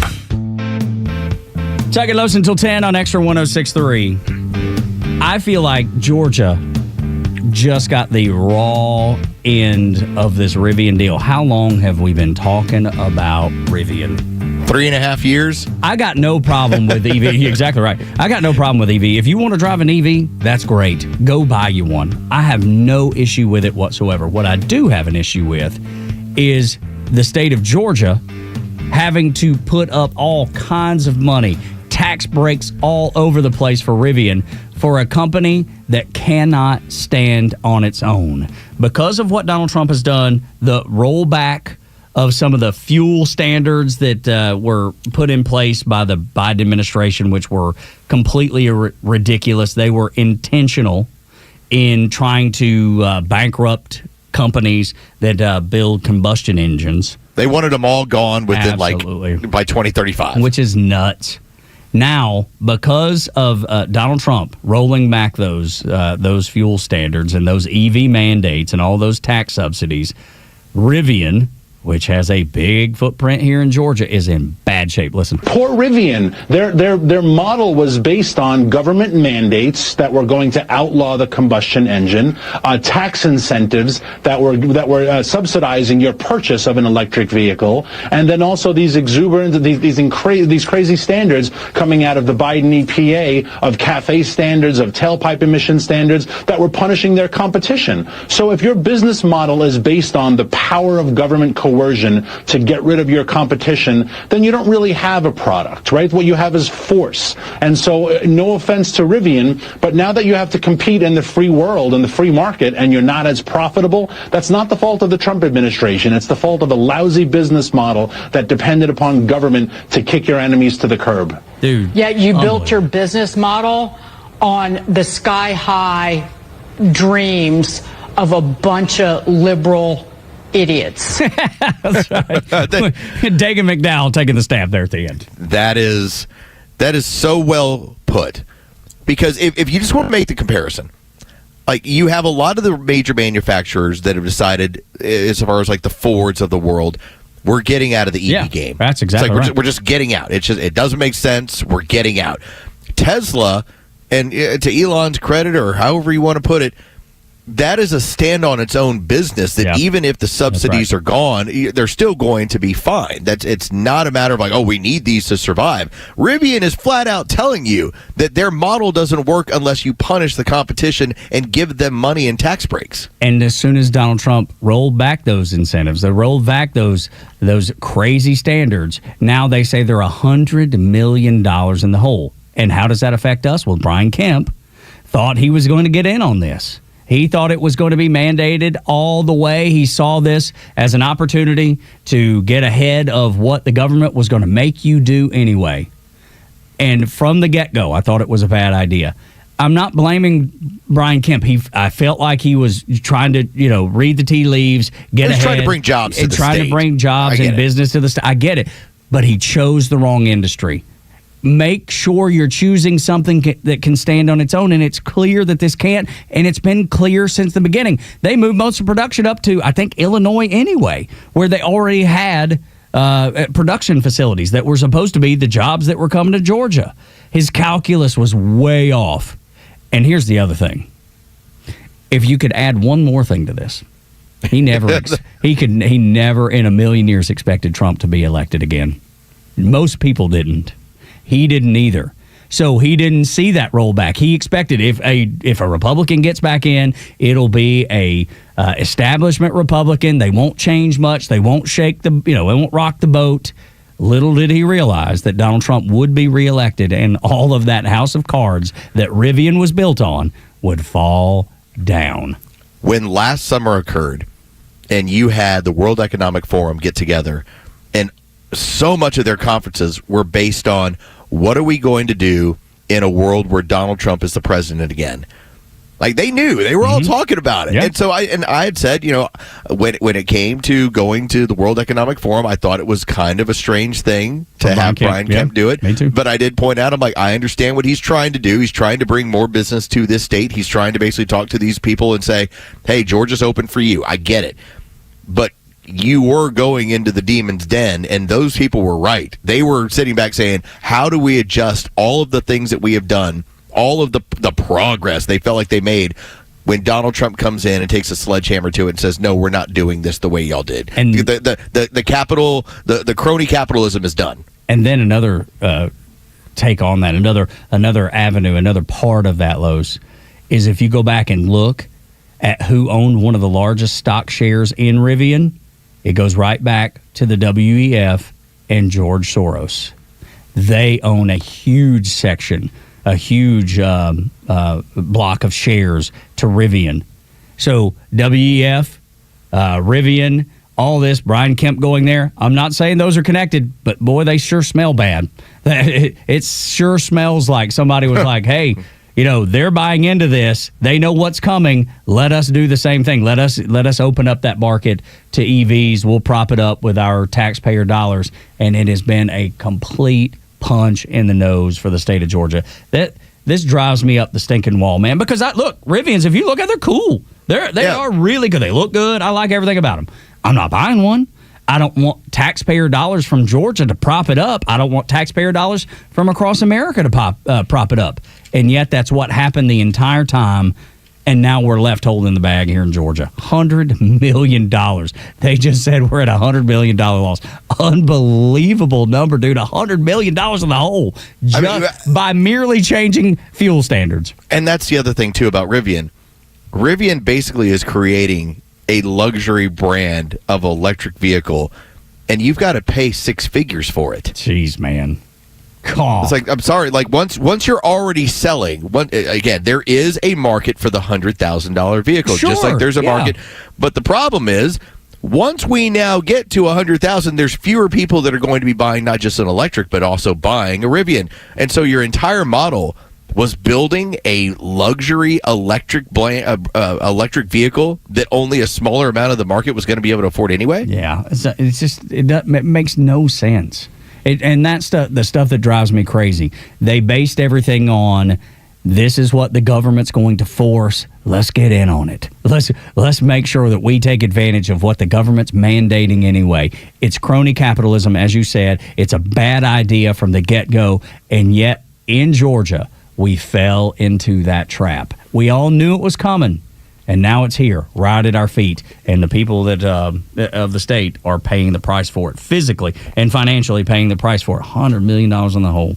And if you want to get a used electric vehicle, which I don't suggest these sorts of deals. That scares me. There's just the thought of it. That is a market that is wrought with danger, depending on what they've done and if they've updated the batteries and all that sort of stuff. But even if you went in the used route, Rivians are still at like 65 to 70,000. Whereas you can find, like, here's a Tesla 3 model that's 27,000. Yeah. But if I'm paying $27,000, man, I'm not getting a used EV because I don't know enough about it. And getting work done on those things seems like it would be just astronomical, the cost of getting repairs. Remember the story out of Florida a few years ago? Somebody bought like a used Ford. I don't know what brand. I don't know what the EV Ford is, but whatever the model was, they bought it for like I don't know, $14,000. Oh no, it was even less. It was maybe like $10,000. And then the battery went dead within a few weeks of them buying the car. They took it to Ford to get it replaced. No big deal. Get this thing replaced.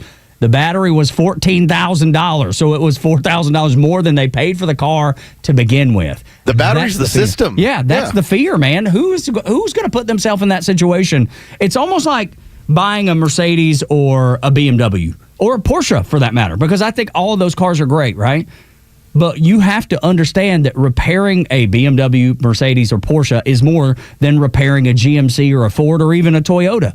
The cost of maintenance for those high-end cars are much more than a regular car. And if you can't afford that, then you probably shouldn't buy those high-end cars. And it goes double for EV. Yeah, I've seen those Rivians on the road and thought, wow, that's a nice vehicle. Yeah, they look great.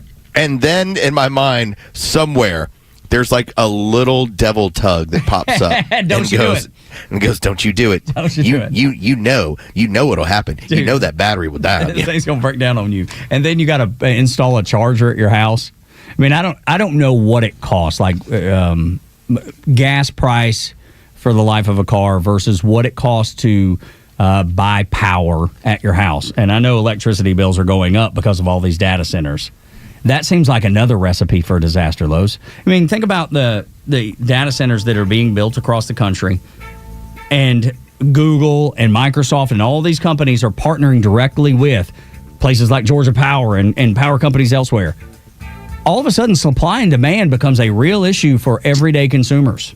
And then if you got to plug up your car too, that's going to be zapping juice, and you're going to be paying for that too. Give me a gas guzzler every day.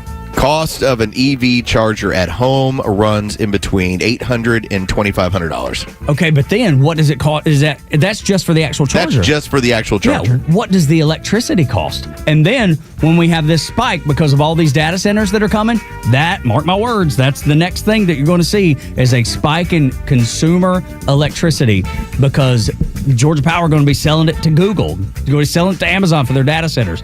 Supply and demand is about to make our power bills go up. If you're trying to charge your car, good luck with all that. 6,000 visas were pulled yesterday, and hopefully Rubio is just getting started. Next and Extra. It's time for the Bortz Report, exclusively on Atlanta's only conservative news and talk station, Extra 106.3. Well, it seems that black mayors across the country think that Donald Trump is profiling, singling out cities like Oakland, Los Angeles, New York, Chicago, Baltimore, Washington, D.C. as areas where he might send some federal troops to do something about crime. Well, duh.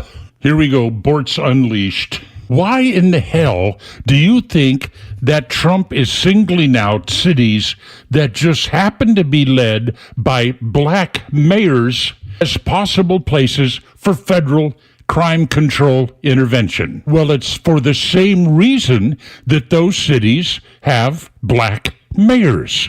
They are all majority black cities that reflexively vote for black politicians. Black cities that harbor the number one most dangerous major demographic group in America, young black males. Black males between the age of, say, 18 and 25 comprise about 4% of this country, yet they are responsible for more than 50% of all murders. Where the hell are you going to send federal troops for peacekeeping and crime control? You send them where the crime is. You send them where the predators are. You send them to the focal point of violence in this country. I need to calm down. Just remember this. When you get to an inner black city, the residents don't put burglar bars on their windows and doors to protect them from the police or the politicians. Chew on that. Neil Bortz, Extra 106.3. Fox on Tech. Ever want to look at your audiobook? Spotify now has a way. Spotify is one of the world's most popular apps for audio things, such as music and all the quite informative Fox News podcasts, and they have been getting plenty of subscribers based on audiobooks. What we used to call books on tape back when tape was a thing. A talented person with a pleasant voice reads to you your favorite novel. Maybe an autobiography is read by its author. All you do is pop in your earphones and listen. But if this isn't enough to hold your attention, Spotify now introduces its follow-along feature. As the book is read to you, Spotify will integrate things to attract your eyes, photographs, drawings, other graphical stuff in sync with the book's audio, and it will be paired with appropriate music. So far, it's only available for select titles, and the service is now live for many premium subscribers. With Fox on Tech, I'm Eben Brown, Fox News. WFOM and W292 EV Marietta, a Dickey broadcasting station. The 9 a.m. hour is presented by Southern Exteriors. Quality and precision you can rely on. Anthony, Fox News. But Hurricane Aaron, a Category 2 storm, will make an impact as it moves north way offshore because Fox meteorologist Janice Dean says this storm is so huge, 600 miles wide. We're going to feel impacts of tropical storm winds. We're going to feel the definite waves. We could see storm surge up to 4 feet, especially along the Outer Banks. That's where Fox Weather's Mike Seidel is in Kitty Hawk, North Carolina. We've got warnings, advisories for big surf, 15 to 20 footers here, rip currents all the way from Florida to Cape Cod, Massachusetts. That's about 1,200 miles. The worst of the weather here will be later tonight through Thursday night.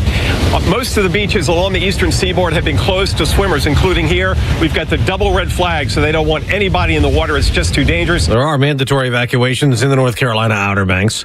The morning after the U.S. Joint Chiefs of Staff chairman met with some European military leaders discussing Ukraine's security and the push for a peace agreement with Russia, there is a bigger meeting. The chiefs of defense of all 32 NATO members are invited to this gathering. Some allies are willing to put troops on the ground to help deter Russia from invading Ukraine in the future. President Trump insists those troops won't be American. He's been talking in terms of offering air support. The meeting will be chaired virtually from Washington by the commander of U.S. European Command, General Alexis Grinkovich. Fox's Jonathan Savage. Russia's foreign minister minister is critical of European involvement. Sergei Lavrov says Russia must be included in security talks as President Trump keeps trying to get Russian leader Vladimir Putin and Ukraine's President Volodymyr Zelensky to meet. The U.S. also keeps trying to stop the war in Gaza. Special envoy Steve Witkoff tells Fox that conflict should end immediately. 20 hostages should be returned to their families. But a Hamas-approved proposal from Arab mediators would only free some hostages, as Israel approves a plan to call up 60,000 reserve troops to escalate the war. America's listening to Fox News. Progressive presents Employee of the Month.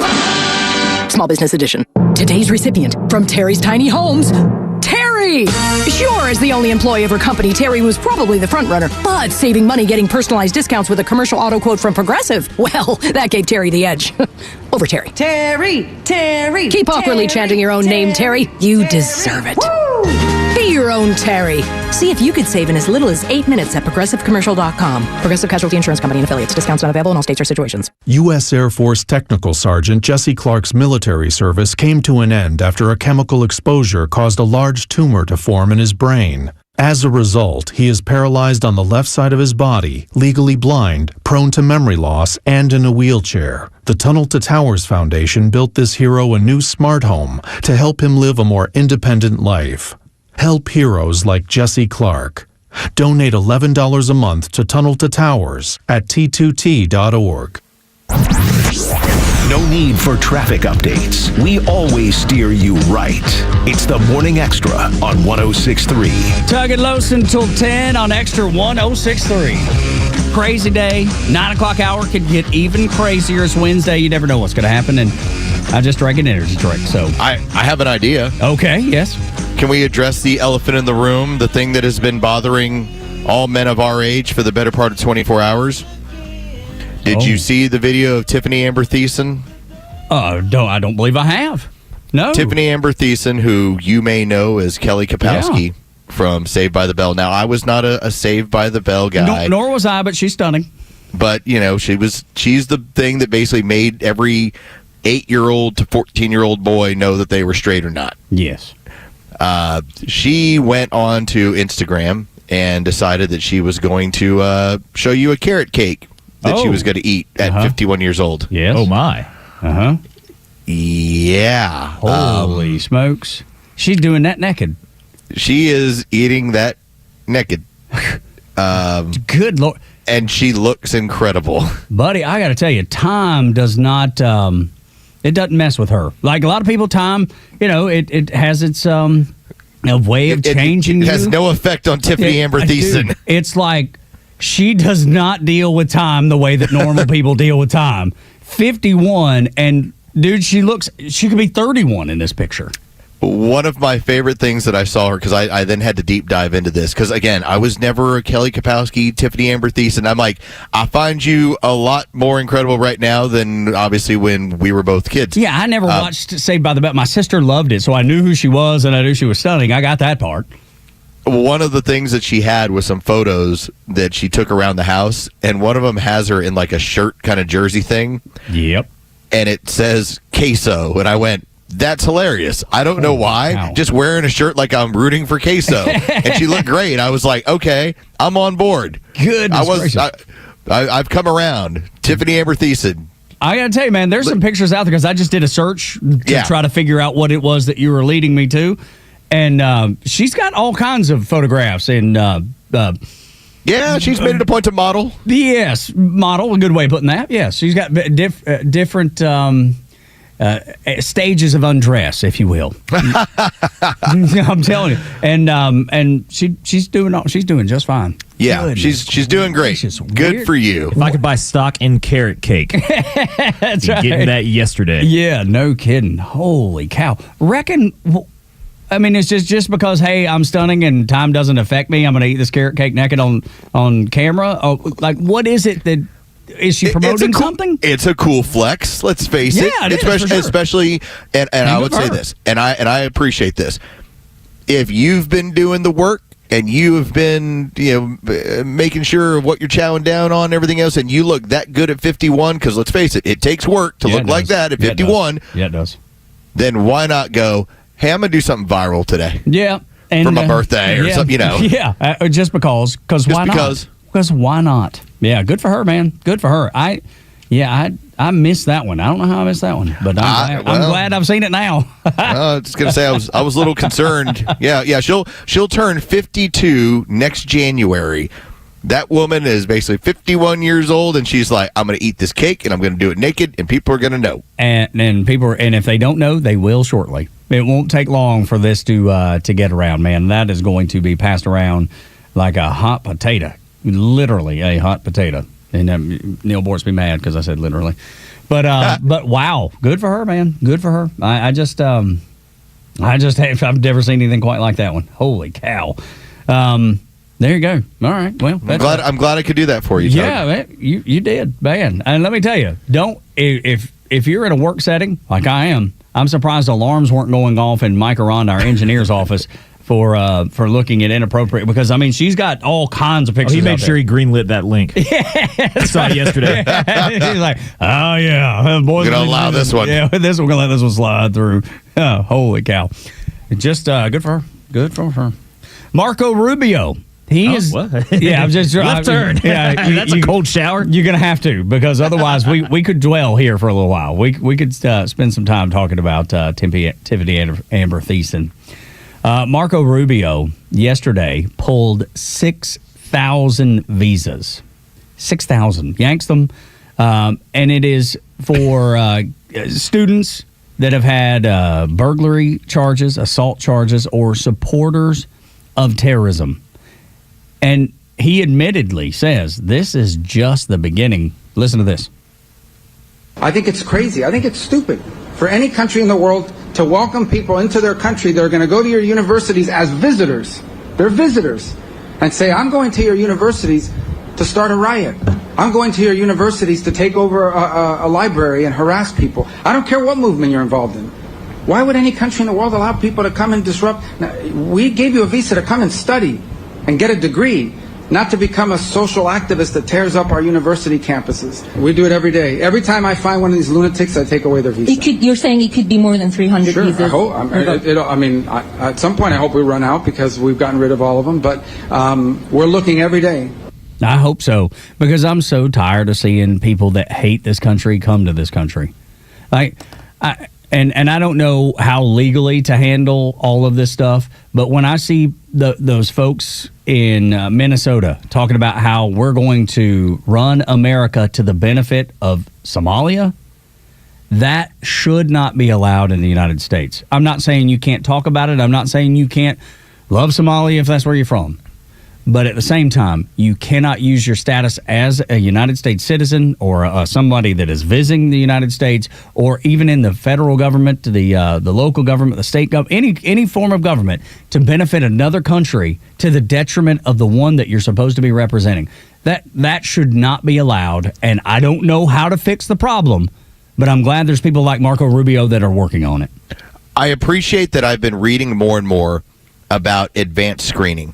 Now, this isn't applying to the collegiate level. What this is applying to is, let's say, for instance, if you're looking to teach in a particular county, there is now additional screening that is trying to look for, are you a crazy leftist? Yes, that's right. Like, what exactly do you believe? We don't want to expose our kids to this, because I think there's a significant difference between the two. I could be as right as possible. I'm part of the new right. Hell, I'm president of the new right, okay? Like, I started this before the rest of y'all. Y'all are all on board. I'm glad you're here. But I also don't use that as an opportunity to talk about this amongst any of, like, my daughter's friends, amongst any of the volleyball teammates. I don't sit there and lecture them about what they should be doing or what they shouldn't be. Like, this is my own personal thing. The left members seem to have a real problem with keeping stuff to themselves. And so I appreciate this advanced screening, and I'm wondering when we're going to start seeing it at a university level on people that we allow to come in this country. Me too. And I want to see it. And I think most Americans do. Why would you not be in favor of making sure that the people come here actually have good intentions? Are you going to be able to screen out everybody? No. But if you can screen out the overwhelming majority, it makes getting the people that don't love the country, that don't care about the country, that actually want to destroy the country out easier. Well, and maybe that sounds cold-hearted, but I don't really care. There's something that's beautiful. There really is, about somebody who appreciates the American experience, who wants it so badly that they want to be a citizen here, and then to hear them talk about what as it's super encouraging. It's a little miracle in some cases. Like that's I know that it sounds hokey. It sounds like canasta at 6, and what's the next game at 7? Rook. Yes, like it sounds like that. It sounds very Leave It to Beaver, but I really believe that the American experience, the opportunity to be here, should also have that kind of excitement for it. I think so too. Rather than talking about the detriment of like how do we get rid of this empire? We'll do it from within. Well, you don't need to be here. That's what's happening, though. You're seeing those people that are in places like Minneapolis and Minnesota that are saying we want to bring down the American empire. That's what they call it, an American empire, which is not even an empire to begin with. However, go ahead. Well, I'm just saying. I'm sorry, Tug. I cut you off there. I just wanted to just point out the wild insanity of it is that. Then you have polar opposites when it comes to like Southern universities. Like the kids here are largely very appreciative of this stuff. Like, why do you think Charlie Kirk does these massive crowds and hear these people talking about conservative values and they're celebrating the American experience? Yet when you go east and when you go to more expensive, more exclusive universities, this is what you get. Yeah, and I'll tell you, I'm encouraged because I worry about people moving south and voting the way that they did up north. Those kids that are going to Southern universities don't seem like they're falling into that trap, which that part's really encouraging to me. That part makes me go, okay, right on, man. We're getting to the crux of the matter here. We are actually inviting kids to our region where we live and that we work so hard to keep free and open. They're going to follow in our footsteps. They're going to hold the same things dear that we do. That part is encouraging because it's 50-50 at Alabama, at Georgia, at Clemson, at Georgia Tech. Half the kids are from out of the area. They're not from the state of Georgia. That part, I think, is really encouraging. And since we're on the topic of teachers and removing visas, it's a little bit of an offshoot, but I think it still applies here, and it rings true to me that CNN was so upset that Oklahoma wants leftist teachers to have to pass a common sense assessment to get a job. They want them to have to understand what biology is, like basic biology. They want them to have to understand American civics. They want them to have to understand and appreciate and teach to the Constitution. If teachers can't do that, why are they teaching to begin with? I had a moment last night during dinner because I've now know that my dad is more of the kind of middle of the road Democrat. My stepmom is getting a little bit more, I would say, more leftist as they go. I mean, they live in San Antonio. It's what it is. Yeah. And one of the things she questioned was, she was like, well, and it wasn't like a contentious discussion. It was just about like some of the things that are different in Texas versus other places around the country. And they talked about, what their laws now are on the books when it came to abortion. And I made the point, like in this one moment, I went, well, this is why federalism is what it is. And we have 50 Petri dishes to figure out what's best for each community and how it works. And she looked at me and she goes, well, I think we should just have one thing across the board. And I go, well, that's very authoritarian, isn't it? Yeah. And it kind of hit her of like, wait a minute. I'm like, and she's like, well, what's the solution? I go win elections. Yeah. Because that's the republic. That's how it works. And so to think that if you're a teacher sitting somewhere in Oklahoma and you can't explain the very basic nature of civics in this country, change isn't always at the end of a bullhorn or a gun. It's just by, I'm going to argue or discuss or debate an idea, and then I'm going to find other people to agree with me, and then we're going to beat your butt at the ballot box. Dude, I got to ask you how in the world you escaped to become the conservative thinker that you are, a person that appreciates conservative values and the traditional American values. Because your mom, you and I were texting back and forth on the weekend. You and your mom had a little dust up over politics. Oh my gosh, that woman! I don't know where your stepdad, Julie. I don't know where he stands. He's much more conservative. Okay, all right. So that's good news. But then you just told me that your stepmom is a little left and your dad's kind of center left. So how in the world did you come out the way you did? That's 3 o'clock in the morning. Yeah. Summers. Yep. Rush Limbaugh show. There you go. Listening to the truth as it's told, and you're like, wow, remember, that resonates. He had the TV show, and it would air at 3 o'clock in the morning.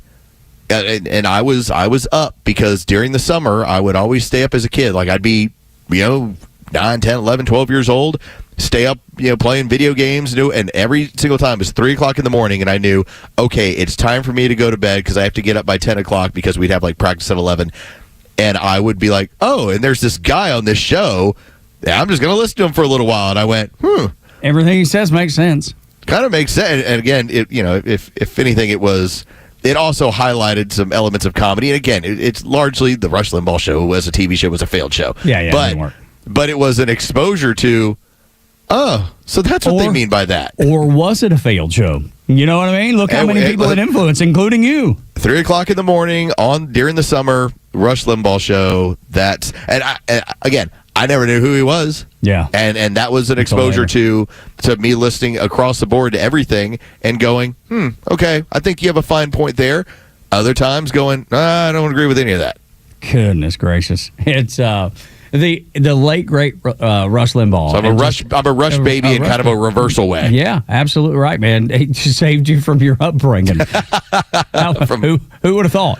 Yeah, I just think it's a fantastic story, and it just hit me because it made me reflect on our text exchange this weekend and some of the other things that we've discussed over in the past, and I was like, dude, you escaped. You were able to get out of there and make it out without being brainwashed. I'm just going to give everyone a tip that if you're ever looking to, really anger some, feminists or just women in your house, maybe you don't suggest as a joke that things were better when it was male landowners voting. Man, wasn't it all better when it was just male landowners voting? Just the ultimate troll.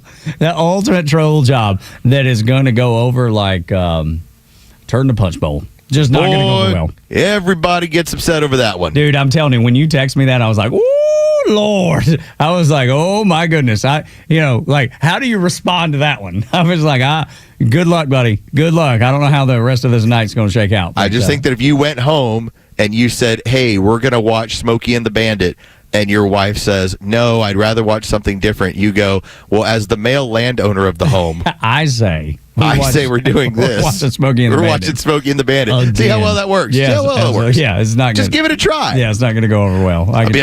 Clearly, I'm not emotional as you get as a male landowner. That's right.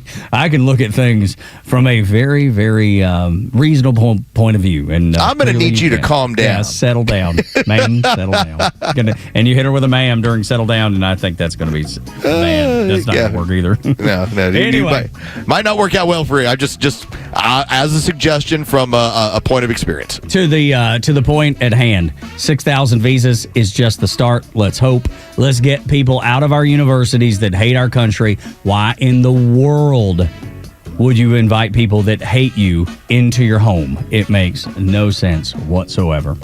When we continue, Trump explains why mail-in ballots should have never happened to begin with. Next on the Morning Extra, Tug and Los until 10, 9 o'clock hour, brought to you by Southern Exteriors, your home exterior solution since 1999. 8779 southernexteriors.co.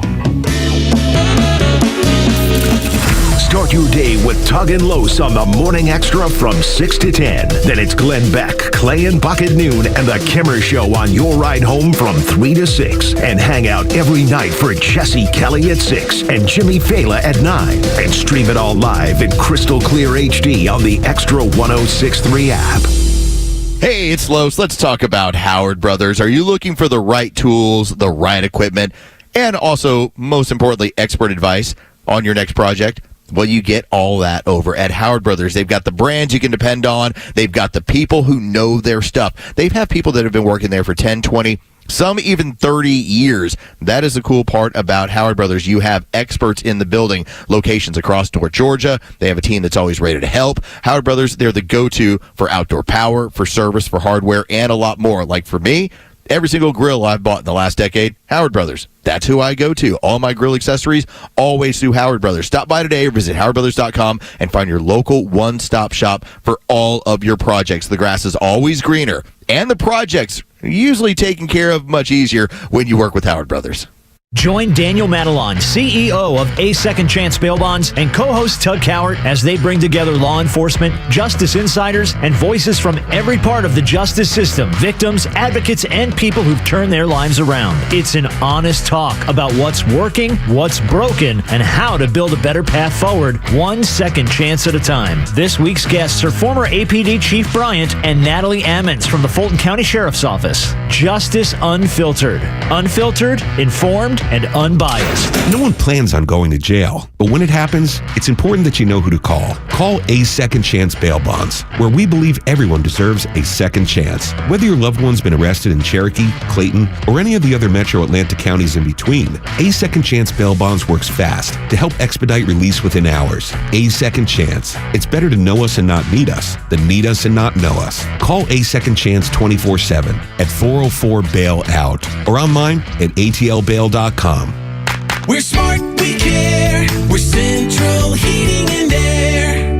Now, I know there are plenty of HVAC companies out there, but let me tell you why Central Heating and Air Conditioning stands out from the rest. These days, it's hard to tell who's on first. Everybody wants to play. Many of the local HVAC companies, though, have been sold to large conglomerates. And some are even coming back under new names. But at Central Heating and Air Conditioning, they never left the field. They've been your hometown team since 1947. And their dedication to our community has never wavered. They are the Grand Slam you can count on. Central's team of experts know the game inside and out, delivering dependable service and personalized solutions every time. So don't get caught off base. Choose the HVAC team that's always been in the game. Get Carrier products, Carrier warranty, and Carrier peace of mind. Turn to your Atlanta Carrier experts, Central Heating and Air Conditioning. Call them today, 770-GET-HEAT, or visit them online at centralheat.com. We're smart, we care. We're Central Heating and Air. With over $1 trillion in interest payments, the government is borrowing money just to pay the interest. That isn't going to change. The financial system is under a pressure it cannot sustain. And the hard truth is, you are responsible for your retirement. And you have to get prepared. Because if you don't, there are consequences, and the consequences are not going to be kind. This isn't about fear. I don't want to scare you. It's about reality. And if you're not making moves to protect and prepare, you're leaving your retirement to chance. And hope is not a strategy. It's time to act. Before the markets start to act up, own some gold. If you want to know why gold could be your best performing asset in 2025, call Lear Capital today at 800-889-3070 for your free $4,200 gold report. See why gold could be headed for record highs in 2025. Call 800-889-3070 and ask how you can get up to $15,000 in bonus gold with a qualifying purchase. 800-889-3070.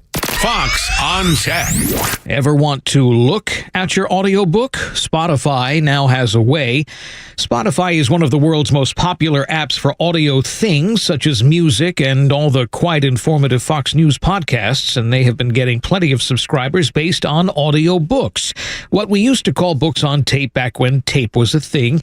A talented person with a pleasant voice reads to you your favorite novel. Maybe an autobiography is read by its author. All you do is pop in your earphones and listen. But if this isn't enough to hold your attention, Spotify now introduces its follow-along feature. As the book is read to you, Spotify will integrate things to attract your eyes, photographs, drawings, other graphical stuff in sync with the book's audio, and it will be paired with appropriate music. So far, it's only available for select titles, and the service is now live for many premium subscribers. With Fox on Tech, I'm Eben Brown, Fox News. The stories that matter to you. These are your Georgia headlines. Here are your Georgia headlines for Wednesday, August 20th. Vice President J.D. Vance will be in Georgia this week. Vance is visiting Peachtree City on Thursday to highlight the tax cuts delivered by President Trump's One Big Beautiful Bill. He's expected to meet with local officials and business owners to discuss how the bill affects Georgians. The Second Lady, Usha Vance, will also be in Canton at the Cherokee Classical Academy to promote her summer reading challenge. The effort to eliminate the state income tax in Georgia is underway. Senator Blake Tillery, who is also running for lieutenant governor, says the move would help keep Georgia competitive as a great state for business. Current Lieutenant Governor Burt Jones has made the issue a cornerstone for his campaign for governor of Georgia. The state income tax currently generates $16 billion in revenue. And Secretary of State Brad Raffensperger responded to a Truth Social post by President Trump, who pledged to return to paper ballots and eliminate mail-in voting. Raffensperger maintains that Georgia's voting system is secure. Today's weather mostly sunny with temperatures reaching the mid-80s. With your headlines, I'm Jerry Payne for Extra 106.3. 9 o'clock hour brought to you by Southern Exteriors, your home exterior solution since 1999. Windows, doors, siding, roofing, gutters, and more. You can get 10% off any job or 12 months, 0% financing at southernexteriors.co or by calling 8779-SOUTHERN. Los, I watched, as we talked earlier, Spider-Man Homecoming last night versus the Atlanta Braves. First time I think in my life I've ever done that, where I did not watch the Braves play and instead watched a movie. I can't think of it another time that it's happened. And yet they win last night, 11-10, and I guess it was a pretty exciting game too. 7 runs in the 7th and 8th innings, I believe, is what came down. And so it was looking like the night before. Yeah. Like they're going to get whooped, and Yeah. here's what it is. And the White Sox are one of the worst teams in baseball.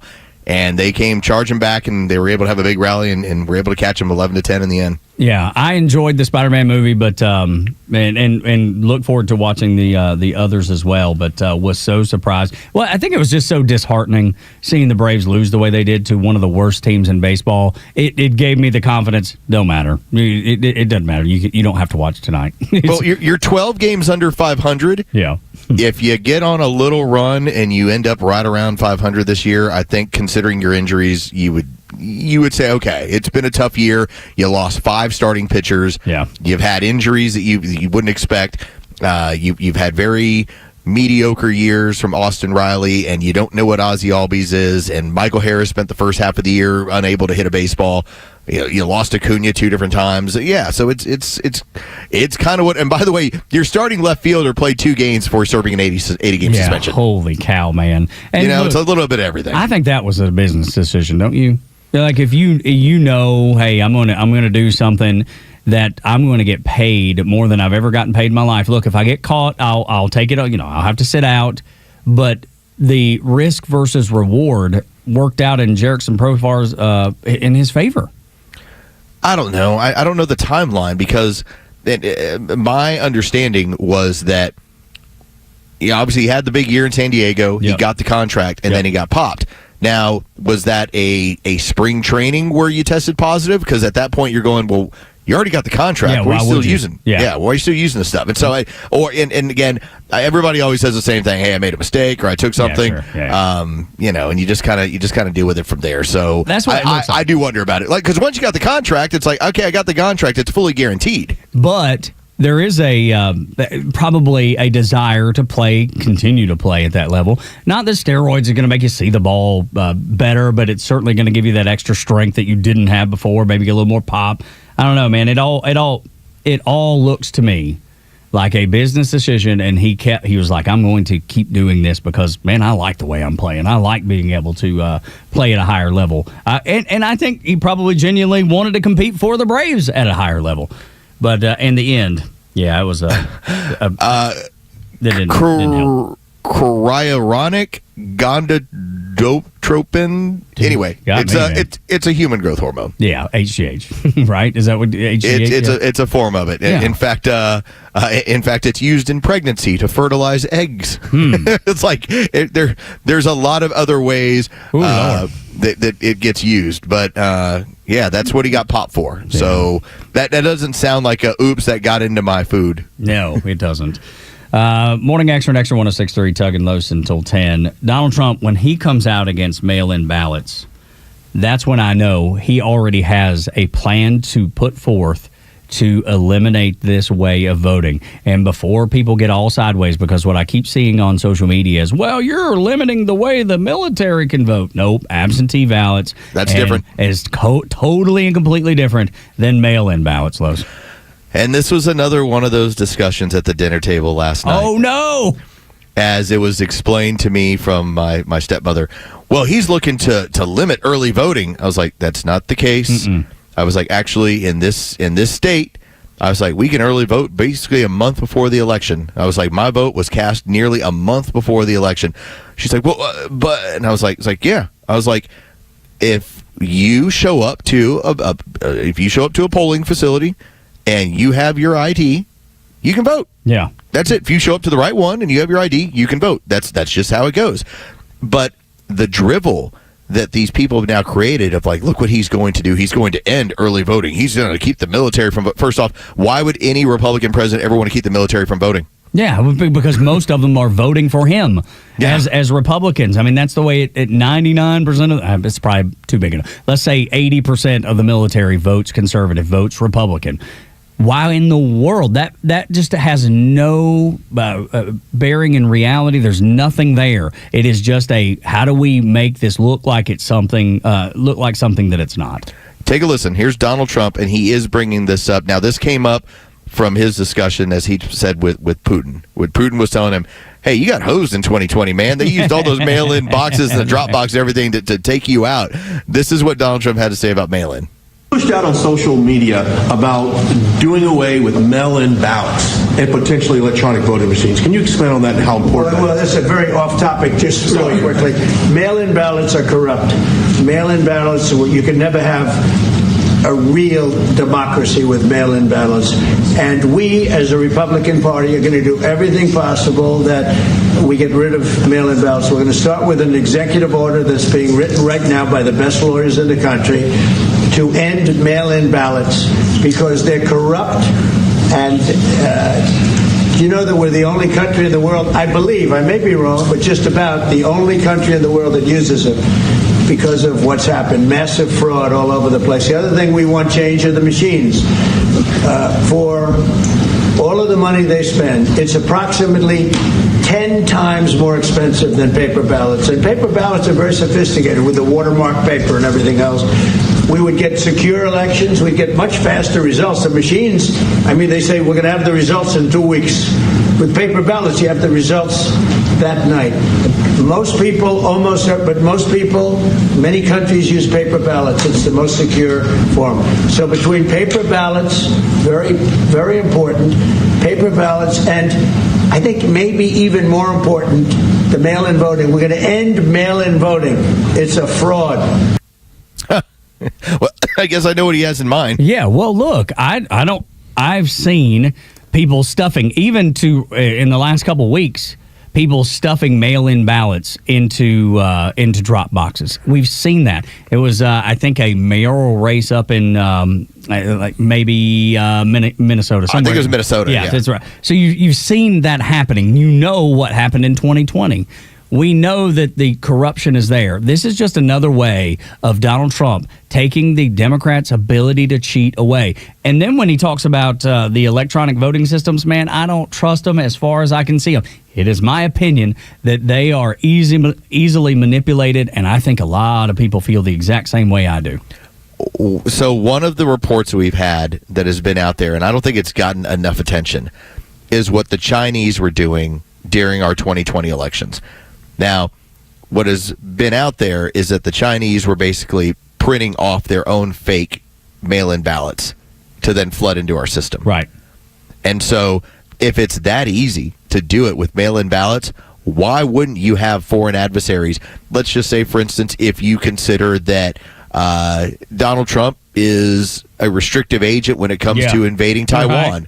Well, then why wouldn't you make sure to do what you can to get rid of him as a foreign entity? If you thought J.D. Vance would curtail some of your practices that you want to make as far as the Chinese government, why would you not print ballots to go against him? Or the exact opposite of that, Los. You had Eric Swalwell, saying he's not sure if Donald Trump is a agent of the Russians. Still to this day, he's trying to tell you that he's not sure of that. Let's say it's true. Just for the sake of argument, let's say it's true. If you're Eric Swalwell, you don't want Russia being able to print off thousands of ballots in favor of Donald Trump. So the Democrats should be on board for this too. This should be straightforward for them. It seems pretty easy. Yeah. Why in the world would you want it any other way? It obviously makes a whole lot of sense, which is why the Democrats will be against it, because anything Donald Trump says is bad. When he's right, he's right, or when he's right, he's wrong, and when he's wrong, he's wrong. There's no winning. The TDS kicks in. But I'm all for it, man. I'm behind it. I think having ballots that are paper ballots that are watermarked and that are easily counted, quickly counted, and secure is the way to go. Why in the world would anybody want anything other than that? And I think far too long people have worried about the election. And look, our friend Janelle King, who does a show, the Janelle King Show on the weekends here on Extra 106.3, when she was on the state election board. She said, look, there has been all kinds of manipulation going on that we have found as a board. And it goes way back. And it wasn't just, yes, it was 2020, but it goes back and it has benefited and damaged both parties. So both parties have a vested interest in getting this right. I'm hoping that they will. Yeah. I'm hoping that and the challenge is always going to be, you're going to get some of these states where they've ensured their power with mail-in ballots. Like Washington State, it's all mail-in. Yeah. Like you don't have to show up to a polling So facility. weird. Colorado brags about, we've got like these are so much more secure. All right. As the governor who's bragging about the security of your elections, you're actually one of the people that removed Donald Trump from your ballots. Yeah. Nobody's taking you serious. Don't tell me about how serious y'all are about elections. Yeah, nobody's taking y'all serious. So, look, this is something that Donald Trump, he wouldn't be bringing it up. It's just like the census. He wouldn't be bringing it up if there isn't a plan to put into motion to get this thing done. And I'm behind him the whole way. It's almost like he's going at every game they play. Yes, it is. That's exactly right. Everything that they do to cheat, from having more people in an area that aren't citizens to make sure you bump up those representative numbers to mail-in ballots. And he is chipping away at every way they cheat. And you would say, if it's no big deal, then why are you making it a big deal? Like if we don't have to worry about if you don't have to worry about the security of mail-in ballots, then why are you complaining about getting rid of mail-in ballots? Like, what's the big deal? It certainly sounds like NPR and PBS when they were saying, well, it's just the tiniest bit of the budget comes from the federal government. Nothing to worry about here. There's no reason for y'all to even take a look at this. Just let it go. And then when Trump says, with the big beautiful bill, we're taking away that funding, now the Corporation for Public Broadcast is going belly up. All of a sudden, it was a big deal. They tried to downplay it. Nothing to see here. Take it easy. Why all of a sudden are y'all so radical about changing things? Why are you going after these? I mean, they're no big deal. Well, if they're no big deal, what's the big deal? And then on top of that, if it is no big deal, then they should have no problem getting all kinds of donations. They should have no problem, even if they don't, selling advertising to support the product that they put out. It's just the way it's worked forever. And it's the only system when it comes to broadcast that works is the advertising model. It's the only one proven to be the most effective and the one that works. So if they can't get the donations they need, it won't be a problem at all. They'll just sell advertising. And then they'll compete with us, Los.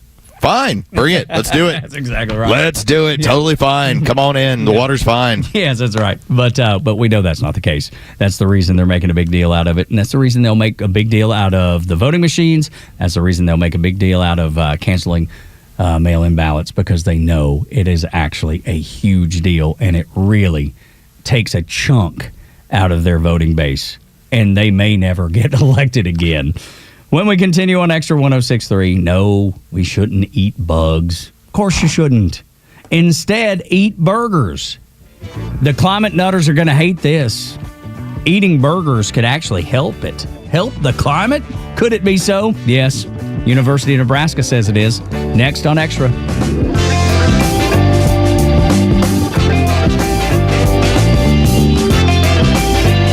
Latest sports news, powered by 680 The Fan, and driven to extra listeners by RBM of Atlanta in Sandy Springs, Atlanta's Mercedes-Benz connection since 1964.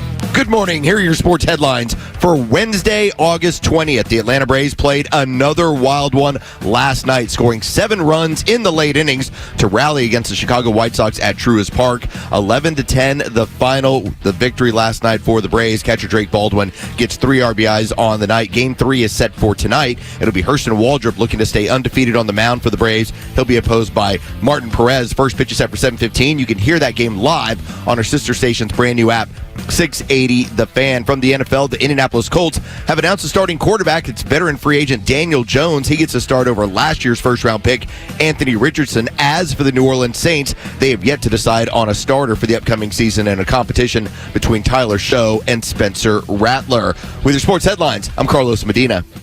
If you've been wondering, why would I even entertain changing out my front door? Well, there's a lot of reasons. because it's that facelift on the front of your home that people see immediately. So enhanced curb appeal. It actually is going to make your home more energy efficient. So that air conditioning that you're paying for right now, all that cool air stays inside. So improving energy efficiency. Increasing your home value. That's one of those things, like upgrading the kitchens or the bathrooms. Doing those upgrades to the exterior of your home increases your home's value. And then you can even increase the security, right? An old rickety front door versus a new front door that is sturdy and strong, making sure that your home is protected and is more secure. And it's not that expensive to do. That's the other thing. Along with doors, windows, siding, roofing, and gutters, you can also do millwork. Put a big screened-in porch on your back of your house. These are all things that you can get done at Southern Exteriors with a foreman on site to assure that the job that you've agreed to, the upgrades that you see, are done to your specifications, done to make sure that you are satisfied at the end of the project. No dealing with the guys that are actually drilling in the screws or hammering in the nails. You have to stop them and say, hey, guys, are you sure this is the way it's supposed to be? You don't have that with Southern Exteriors because they have a foreman on site.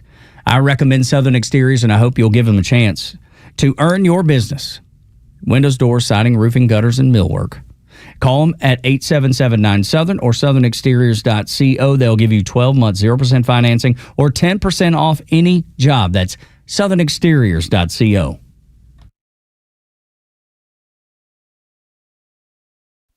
When you buy a Subaru from Subaru of Gwinnett, you're buying more than a vehicle. You're buying safety for your family and something that will last a long, long time. In other words, you're buying trust. For a limited time, you can celebrate amazing offers on the all-new Forester, Crosstrek, or Outback during the Subaru A Lot to Love event, now through September 2nd. And you'll love more than just your new Subaru. You'll love the dedicated staff at Subaru of Gwinnett.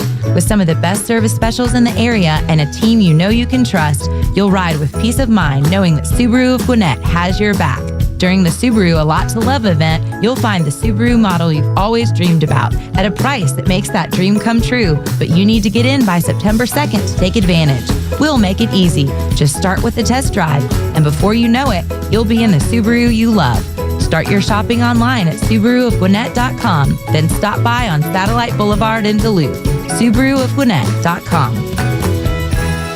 1 in 4 Americans have a disability. I'm one of them. I'm also a working mom who cares deeply about making sure every child with a disability thrives by getting their access needs met. We've got a trusted ally by our side. Easter Seals provides children and families the foundation for lifelong success through early learning programs, skills training, and prep for college and career. That's my Easter Seals. Make it yours. Join us at easterseals.com. Viking, dedicated to creating travel experiences for the thinking person, with programs designed for cultural enrichment on board and on shore. Discover more at Viking.com. I enjoy a good night's sleep, and I like to breathe while I'm sleeping. My wife appreciates that, too. That's why I wear a CPAP. You want the right machine. You want expert advice. You want all the supplies that go with it. You get it all at CPAPs, etc. in Alpharetta. Machines, masks, tubing, filters, cleaning supplies, all of it, and they ship nationwide. Walk-ins, by the way, are welcome. CPAPs, etc. Alpharetta, CPAPSETC.com.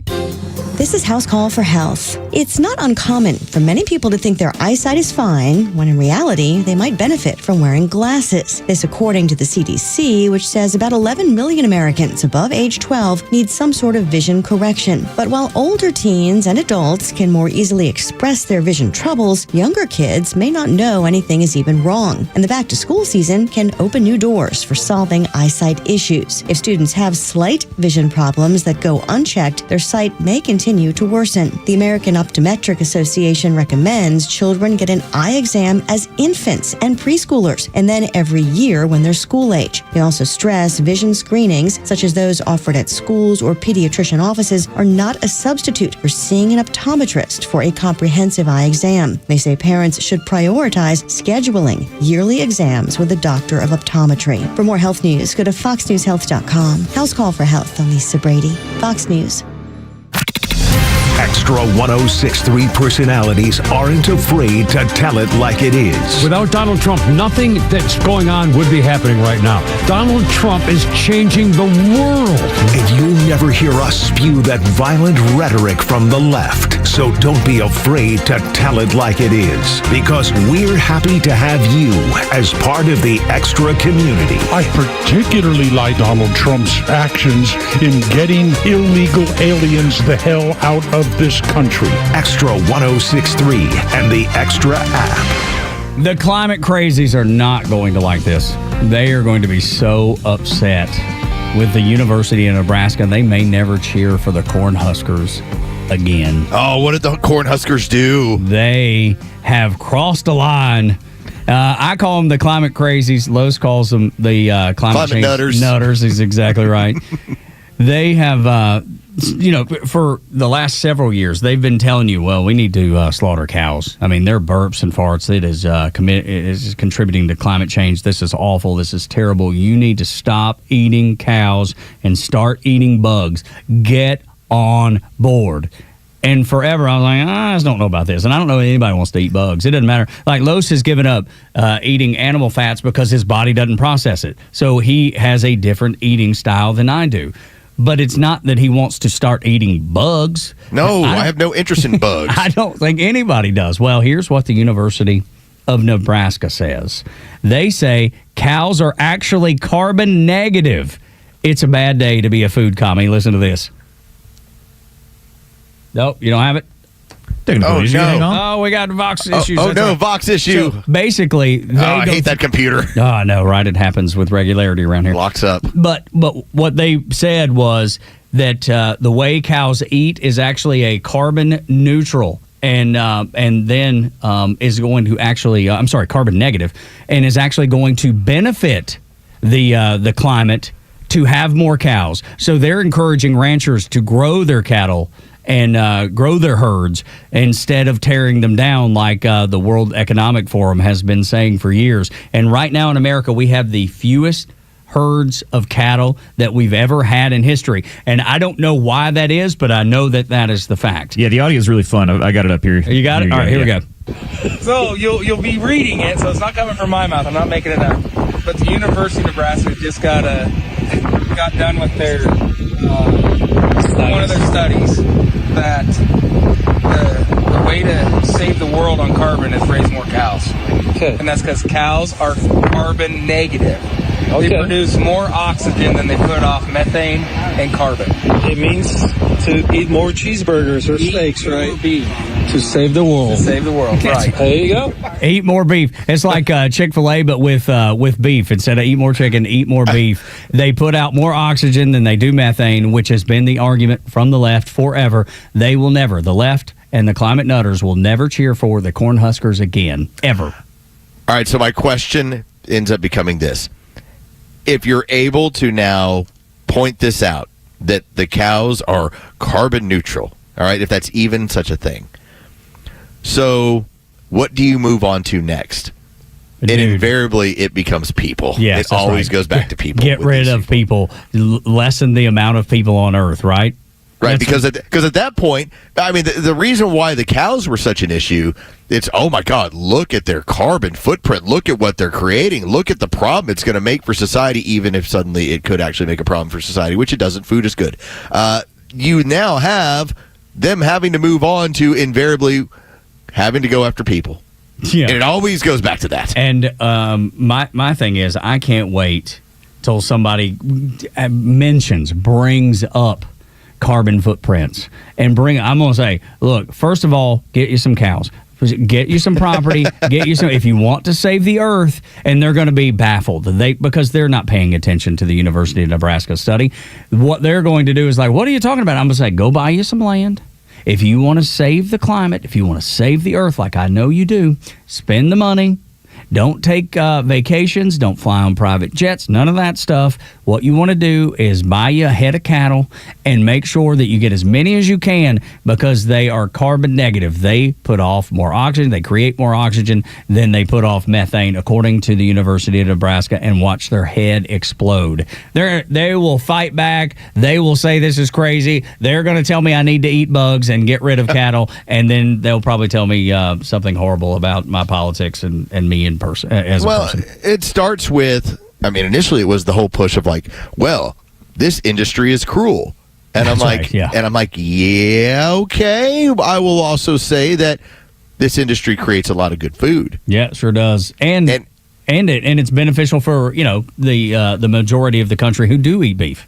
Yeah, sure. There are people that swear by carnivore and that it has great results for them, and that's perfect for them. I look at it, and I always say the same thing. Find something that works for you and then roll with it. Yeah. That's cool. Yeah. I'm not trying to save the world by going like, I'm going to just, like today, I'm going to find myself something with tofu, and I'm really going to enjoy it. And I'm not saying that you need to then go find tofu either. I'm just saying, for me, this is what's good. This is what I like. Yeah, I'm just proud of the University of Nebraska for being brave enough to publish this. Yeah, put it on out there for people to look at it and go, look what they came up with. I'm like, yeah, okay. As long as we're always trusting the science, right? Yeah, right. Right, Tug? Yeah, always. Never doubt the science. It's settled. It's a done deal, even though science is never settled or a done deal. But look at how many times that universities have done studies that turned up to be completely opposite of what they wanted to accomplish. And there are people out there that do honest research, and sometimes it goes their way and sometimes it doesn't. The honest ones publish it either way.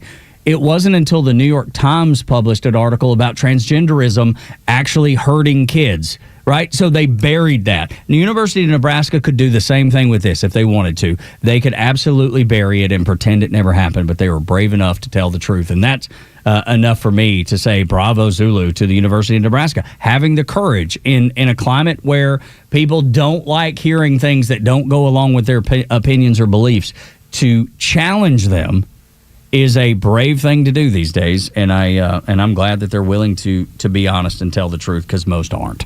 Yeah, totally cool. I'm glad that they said this finding is going to either really help or really hurt an industry, but we're putting it out there no matter what. That's exactly right. So the bug industry right now, I would not eat a bug. Who would do that? I mean, I've seen on social media people actually doing it, like eating those dried out grasshoppers or whatever, and you're like, what in the world? Yeah, not for me. Yeah, no thank you. I want no part of that. I can't imagine enjoying it. I can't imagine it's good. I will say, when I first tried calamari, when I was in the Navy, I was in Turkey, and a bunch of the guys would get off the ship, try to get a good meal, and they're like, hey, have you ever tried this? And I'm like, no, what is it? And they're like, I'm not telling you until you try it. It's great. Yeah, and so I did, tried it, loved it, and they're like, it's squid. And I was like, all right, and so I've been a fan ever since. Squid's awesome. I love it. It's my favorite, man. It's one of my favorite appetizers to go get. Especially when you can get it fresh if you're down in Charleston or out on the coast somewhere. Oh, if you can get it pan-seared, not fried. Okay. Pan-seared calamari. Yeah. That's the way. Oh, man, awesome. I'll take it any way I can get it, man. It's one of my favorite appetizers, but I would have never tried it otherwise. And I guess my point about the whole bugs thing is I'm not saying I would never, ever try it, because I tried, snails? What is that? Escargot. Escargot. I never expected to like it. We were happened to be in an all-inclusive resort on a vacation, and it was part of the deal. You could, whatever the restaurant was that was part of it, and they had it on there. And I looked at my wife. I was like, "You want to try this?" And she was like, "No." And I was like, "Well, I'm going to." And I did, and I liked it. So again, I would have never in a million years. I would have never paid for it, because you don't want to spend a whole bunch of money and then not like it at all. But when you have the opportunity, try it. So maybe I'll try bugs if that'll make them feel better. I'll try it, and if I like it, I'll say I'll like it. But don't ever tell me again not to eat a hamburger. Ever. Those days are done and over with. I'm not going to eat a bug. No, all right. No, but I'll try it once. Again, I eat a lot of different stuff, but most of it, like I said, I'm very much into the veggie thing. But Bugs a are bug out. it's too far. It's just too far. It's a bridge too I just can't do a bug. Yeah, I get it, man. I do, but I would try it one time just to say I did. And that way, when the lefty loonies come at me about my hamburgers, I can say I've already tried your bugs. They suck, and hamburgers are carbon negative. So back to my red meat. That's right. I'm back the F off, sir. That'll do it for us.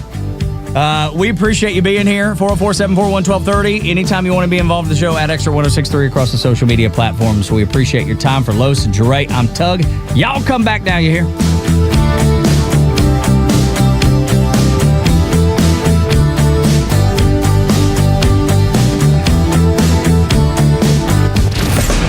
Live and local news talk continues at 3 p.m. with Kimmer, Pete, and Flounder. It's the Kimmer Show, only on Xtra 1063 and the Xtra app.